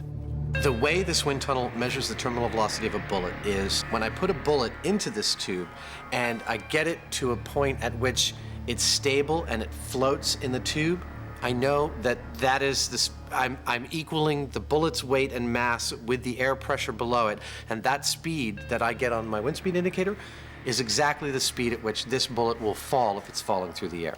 First up, a 9mm bullet. It takes some adjustment to find the right wind speed, but Adam soon dials it in, and he's in business. Look at that! It was pretty consistent. I see on the wind speed indicator I've got here, it's just almost exactly 100 miles an hour. That's how fast this thing would be heading towards you if it fell from the sky. So now I got to do the other bullet. This is a 30-06 bullet. Longer, but close to the similar weight. Look at that! This wind tunnel demonstrates absolutely that the terminal velocity of both the 9mm and the 30-06 is just about 100 miles per hour. Now, this wind tunnel also demonstrates really clearly that their most stable way of falling is on their side. And that's their stable speed. That's the speed they're going to hit you at. 100 miles per hour is about 150 feet per second. That sounds pretty quick. But is it quick enough to kill? Now that I've determined that, next up is to build a device that will fire these at exactly 150 feet per second, fire them into some human head analog, and see if they're in fact lethal at those speeds. Human head analog. On this show, that only means one thing. Jamie. Yeah? Please don't fire bullets into my head. It's only got one ear, though. We don't need ears for testing the lethality of bullets at terminal velocity, man. A pig's cranium is harder than a human's, but it's close enough. Wow. And don't worry, as always on the show, Adam and Jamie got these at the slaughterhouse. Now, they need a way of firing bullets at just 150 feet per second. So Adam takes some aluminum piping, a high-pressure air hose, and a 9mm bullet.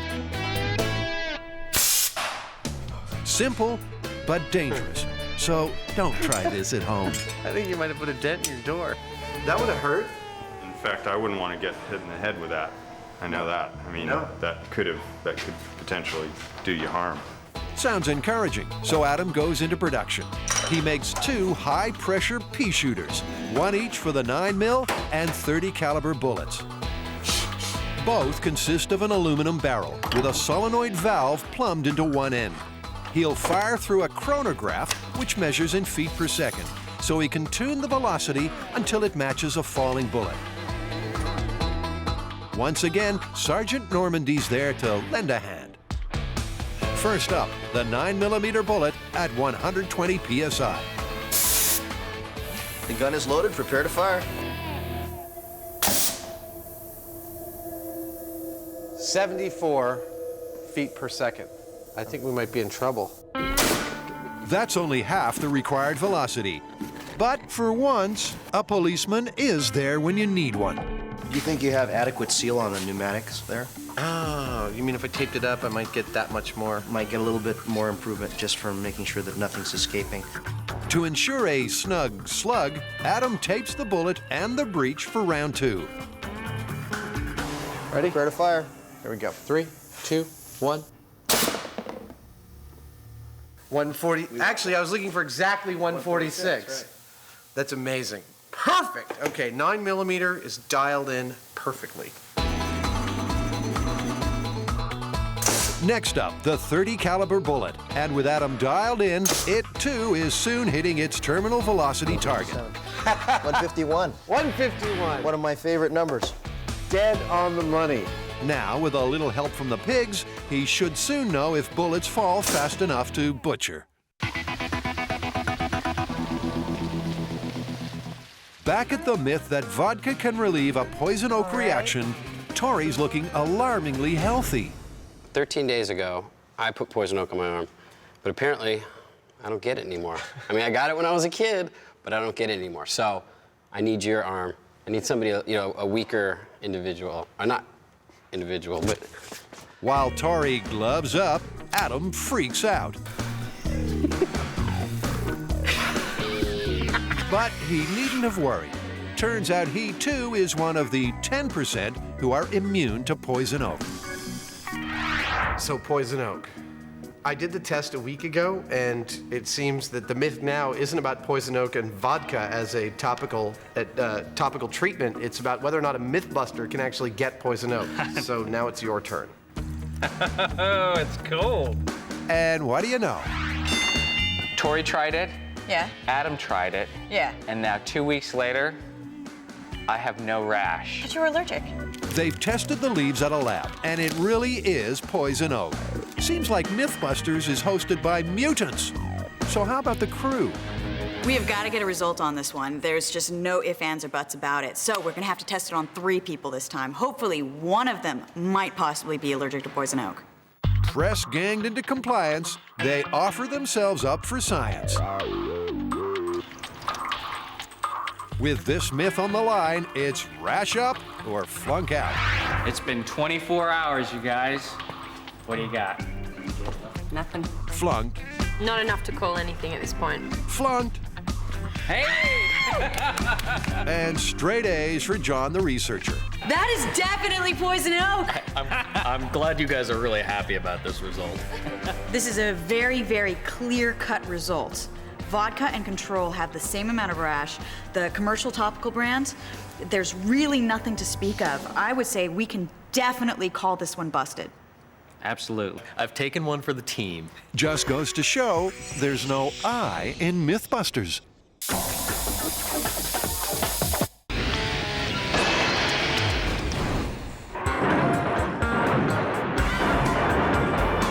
Firing guns in the air can be bad for your health, or at least that's the myth. If it's true, these cowboys should be wearing helmets, not hats, because falling bullets can kill.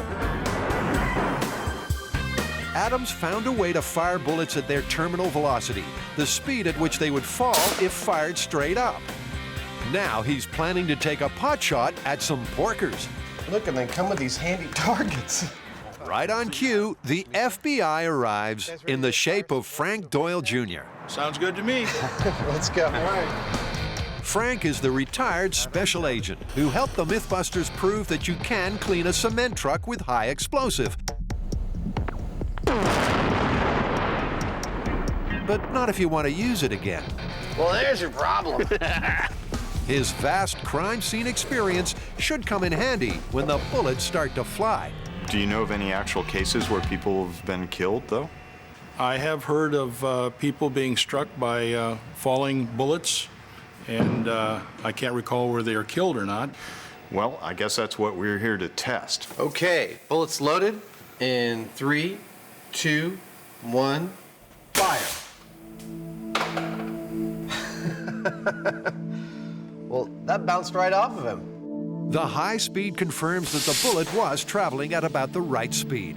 This bullet was traveling at 166 feet per second, just slightly over what its terminal velocity would be, slightly faster. Still didn't even really break the skin. That would have been a real owie. It definitely would have been nasty, but that's not a lethal hit. So once more into the breach, this time with a larger .30 caliber round. 30-06 bullet in 3, 2, 1.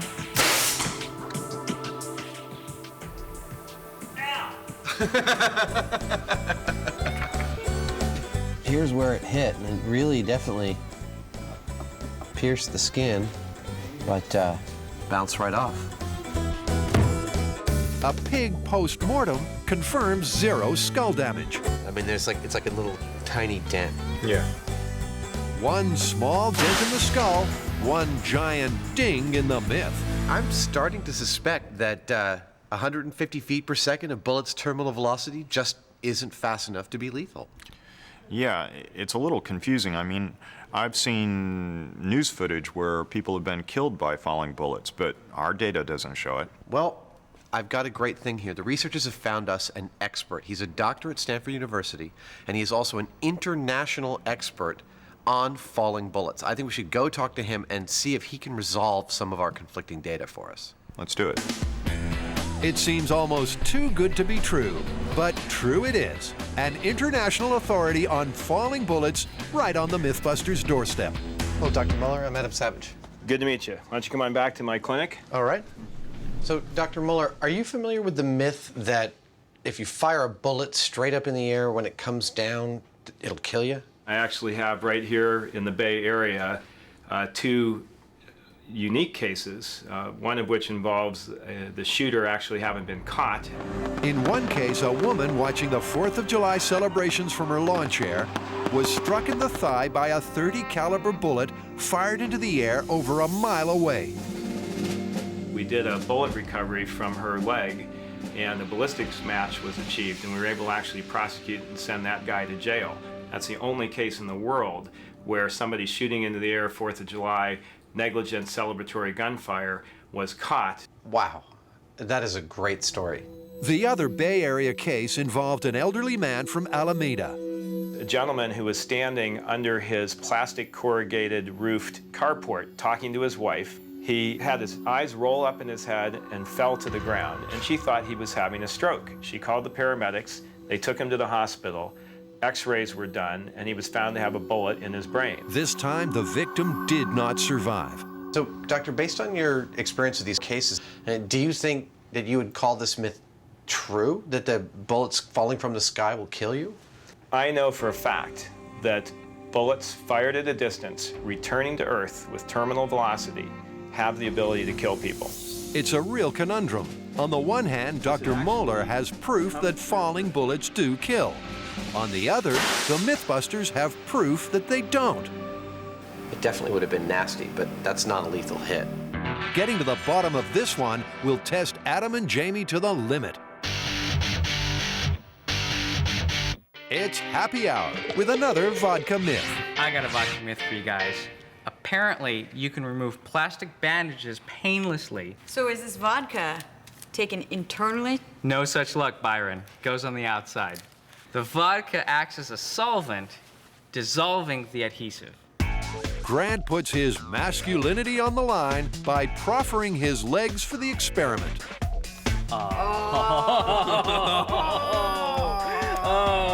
That's gonna suck taking it off. The plan is to soak one bandage in vodka. The other will be the control. Pain will be the judge. Oh, it's cold. Whew. Iron Man Imahara grits his teeth. Maybe the vodka will act as a local anesthetic. There are girls at Swiss finishing schools rougher and tougher than Grant. How do you want to do this? Do you want to just go quick, or should we go slow? I don't know. What is traditionally more painless? Quick, huh? We do the rip? All right, dude. You ready? Wait! Wait! You gotta brace yourself? Well, yeah. You want a mouthpiece or something? You ready? Okay, go for it. Fast. Ready? 1, 2, 3. If you wear a hearing aid, remove it now.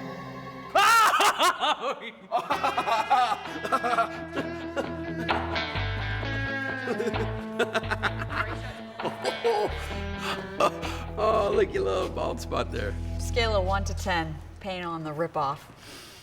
That was a good 6 or 7. Really? Yeah. Which makes trapping your finger in your handbag a 9 or 10. But will vodka help? Ready? Not as bad. Look, there's no hair. So, what's the verdict? If we had to judge from the standpoint of hair, vodka bandage definitely has less hair. Did it feel like it dissolved the adhesive? Was it easier to pull off? Well, it definitely wasn't painless. Oh. Not painless, but not busted. Scale of 1 to 10. It's hard to tell. I would say maybe a 4.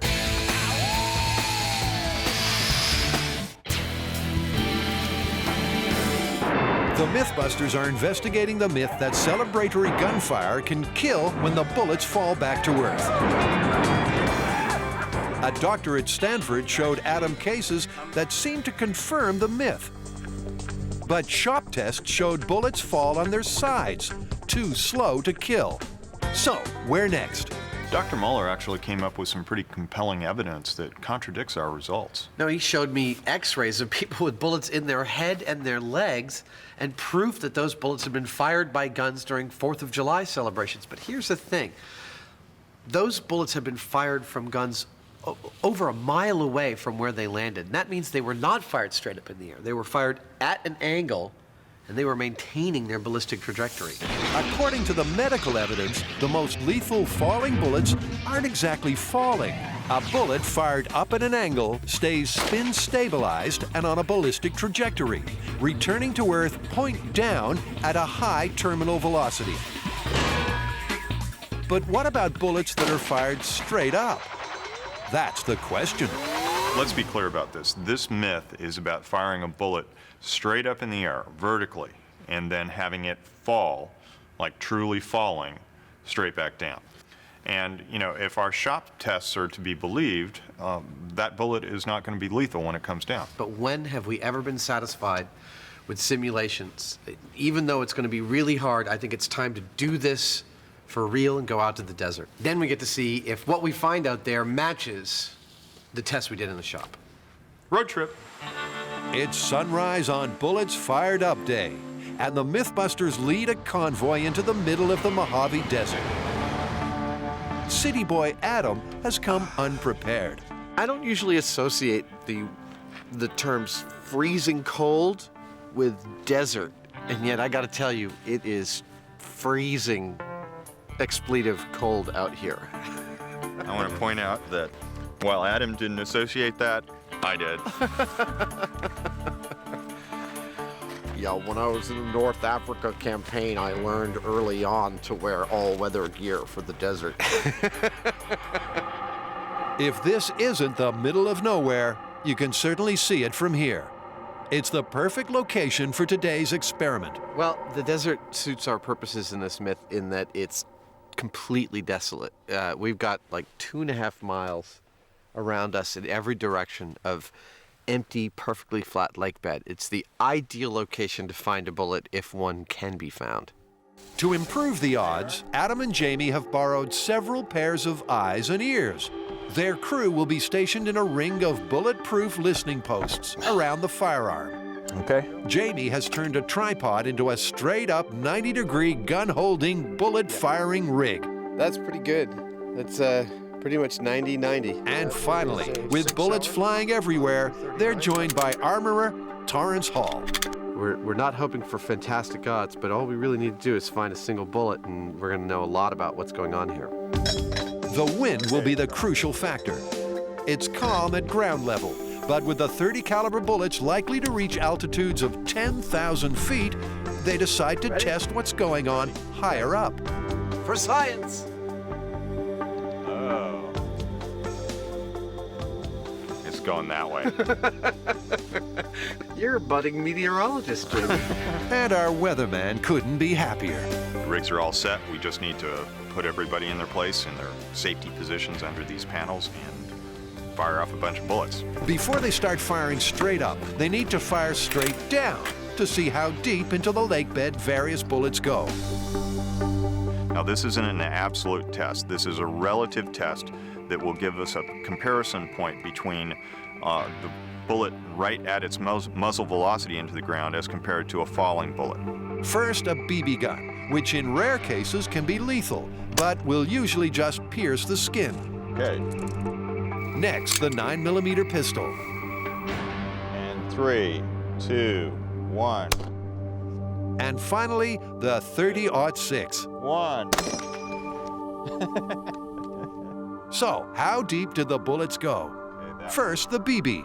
It's about 3 inches. Next, the 9mm.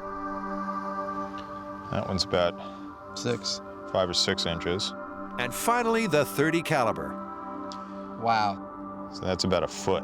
By using the desert floor as a surrogate ballistics material, they now have a yardstick for measuring the lethality of falling bullets.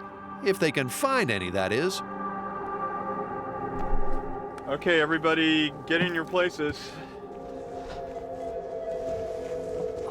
Okay, 8 rounds. 8 rounds, everybody. All right, firing in 3, 2, 1.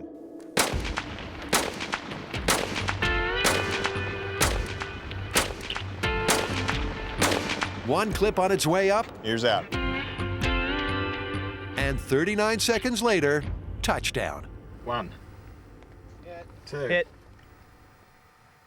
You heard one that way, Jamie? Yeah, I heard like 2 or 3 out there. Now, all they have to do is find them. So you guys heard several out this way.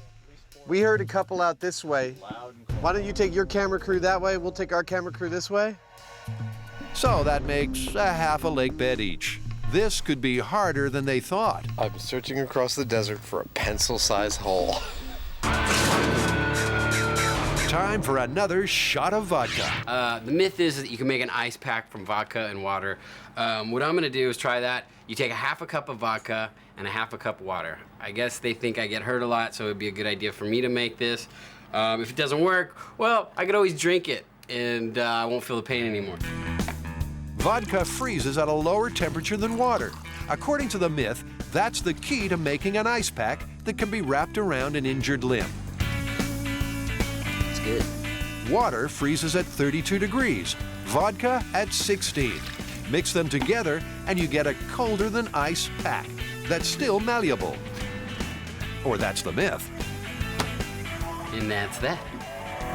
All right, so the vodka ice pack has been in the freezer overnight. I'm gonna pull it out and see what it looks like. Hey, look at that. It actually works. The vodka has prevented the water from freezing solid, leaving a cold but flexible ice pack. You know what? This could actually work as an ice pack. It's pretty cool. One thing I'm noticing, though, it's melting faster than I think the commercial ones are.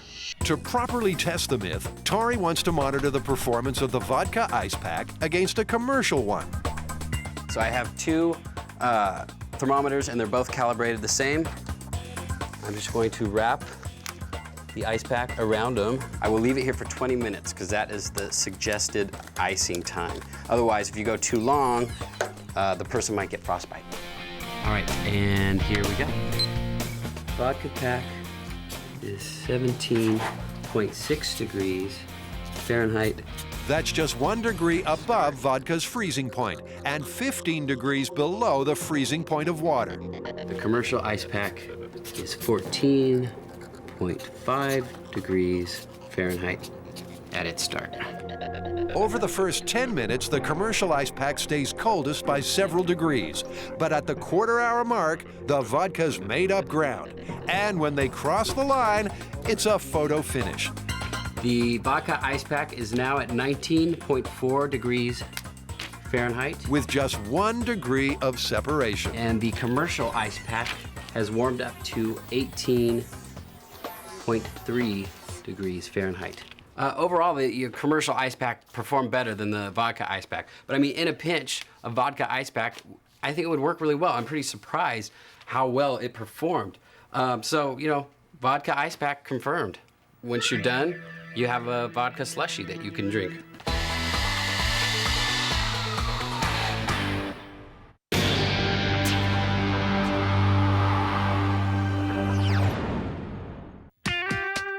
Back in the Mojave Desert, the Mythbusters have fired a 9mm clip straight up in the air, and they're scouring several square miles of lake bed for the fallen bullets.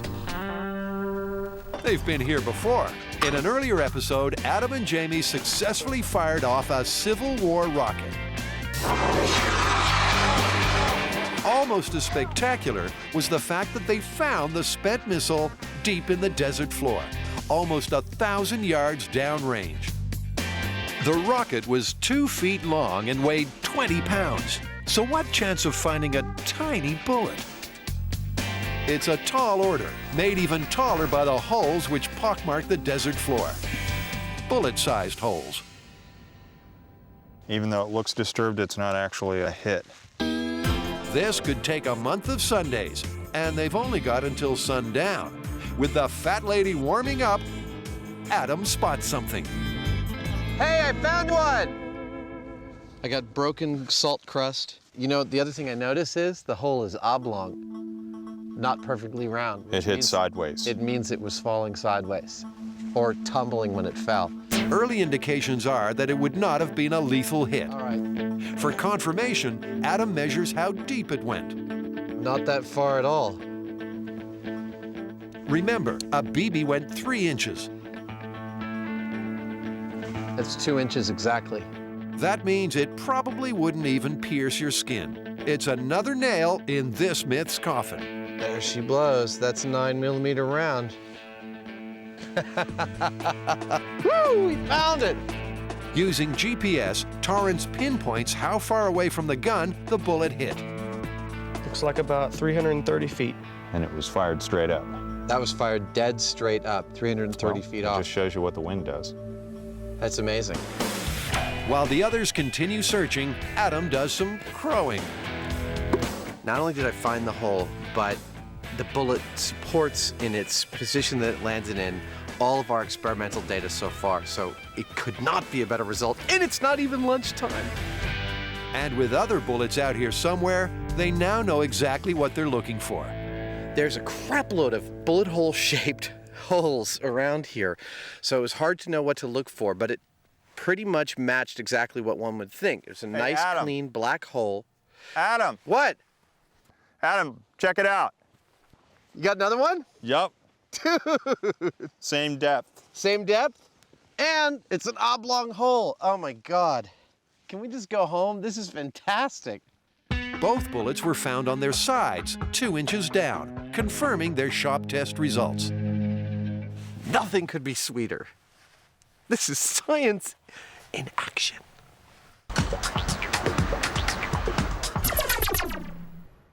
One for the road, a final vodka myth. What's going on? You got vodka, I see water filters. What are you making, Grant? Well, the myth is you can turn low-end vodka into top-shelf vodka with 6 filtrations of a domestic charcoal water filter. Here we go. Dude, if this works out, you might be able to start a little company of vodka producing. Huh? Grant Vodka. Grant Vodka. I'd buy it. Sweet. So, is the only difference between a top-shelf vodka and a bottle of rot gut really just filtration? To find out, they're planning a taste test and some laboratory analysis. Okay, here's the 6th and final filtration. Now for a double-blind test, and Grant's assembled a panel of top-shelf tasters. Expert number 1, Anthony Dias Blue, Executive Director, San Francisco World Spirits Competition. The characteristics of a good vodka are clarity, purity, and texture. Expert number 2, Jamie Heineman, degree in Russian literature. Expert number 3, Carrie Byron, former undercover martini tester. The rules are simple. Each judge gets 8 shots of vodka, 1 from each of the 6 filtration stages, and an expensive top-shelf brand. The cheap, unfiltered vodka will be the control. Their task is to rate them from worst to best. Anthony Dice Blue, are you ready? I'm ready. These samples have been prepared and randomized. Even I won't know which is which until the very end. Anthony's reputation as a professional taster is at stake, and he's got to be on top of his game. It tasted like gasoline. It was kind of hot and, well, that one's pretty nice. 8 straight vodkas later, and not surprisingly, Anthony's brimming with confidence. Anthony Dice Blue, is that your final answer? That is my final answer. Jamie Heineman, you may begin. All right. Tasting a spirit that's produced to be odorless and flavorless is a tall order, just the way Jamie likes it. Okay, well, I guess it's time to start tasting. He's nothing if not methodical. Just before the other judges lose their will to live, Jamie makes his final lineup. Are you happy with your selections, Jamie? Yes. I'm wondering if you might have contaminated your experiment by mixing on the mustache. Either that or they're actually very sensitive and able to pick up on subtle variations in the chemistry in the vodka. Aha! Touche! Carrie Byron, are you ready? To drink at work? Sure. If the myth is true, there should be no discernible difference between the top shelf brand and the fully filtered rot gut.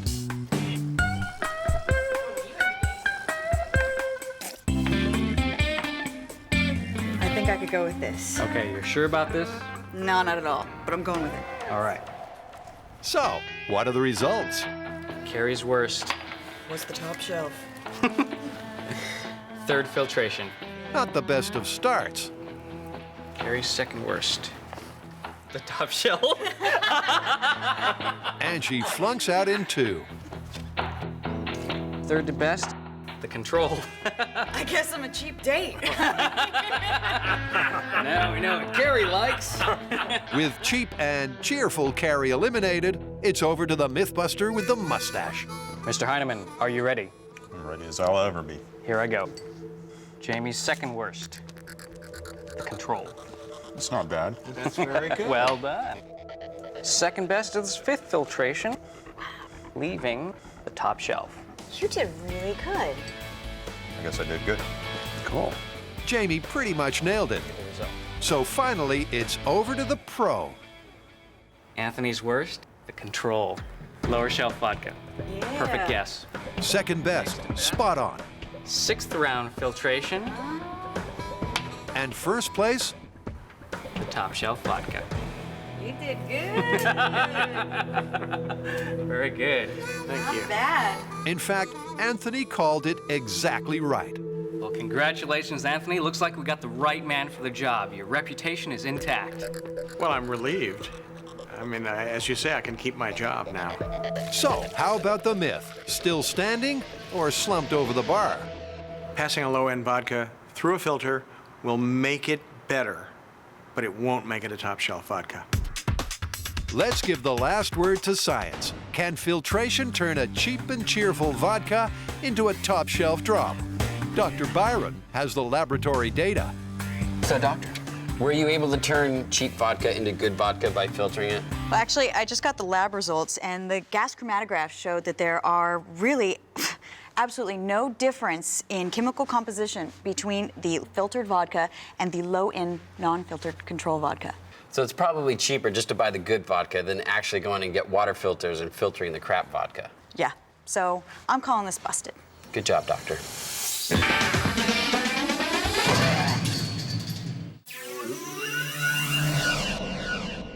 All right, firing in 3, 2, 1. Back in the Mojave Desert, the Mythbusters have been firing 9mm bullets straight up in the air to see if they're lethal when they fall back to Earth. Both the bullets they've found fell sideways at a non-lethal velocity, confirming Adam's wind tunnel shock tests. Now it's time for the 30-06 assault rifle.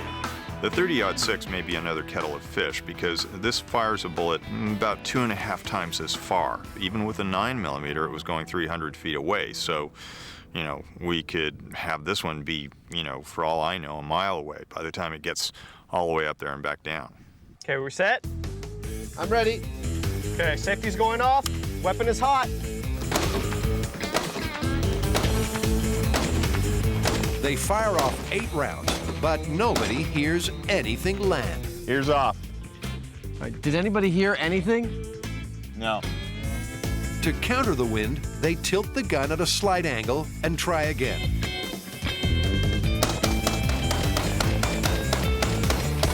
"40 rounds later, and they're still drawing a blank. All right, did anybody hear anything? Nope. Damn it. With no clues as to the landing spot, the search proves fruitless. Adam, have you had any luck finding the 30-06? No. I think we got super crazy lucky on the 9mm. The clustering was incredible, and the crew has just been astounding. But the 30-06 is flying more than twice as high, almost 10,000 feet in the air before it comes down. It's like it's in the jet stream and it's headed for the Pacific Ocean or something. In the absence of a .30 caliber bullet, this myth has an annoying loose end. Luckily, Adam has a plan B. It's all about beating the wind.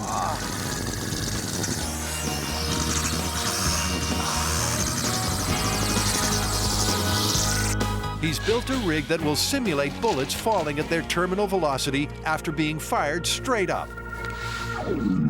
A remote-controlled device will drop the bullets from a balloon flying at 400 feet. How do I know that if I drop my bullets from my balloon at 400 feet that they'll be falling at their terminal velocity? It's really simple math. Gravity pulls everything towards the Earth at an increasing rate of 32 feet per second per second. That means that every second an object falls, it's increasing in its speed by 32 feet every second. From 400 feet, they'll hit their maximum speed of 150 feet per second just before they hit the ground. And this time, the guys will know exactly where they've landed. All right, I think this is pretty good. Yeah, the altimeter says we're at a beautiful height, about 140 meters, which is just about 400 feet.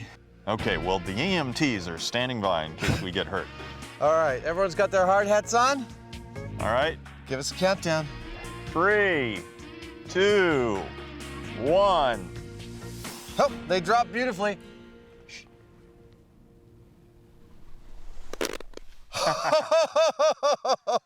That was perfect. All right. All right, I'm going to power down the camera here. Okay. Oh, that was excellent.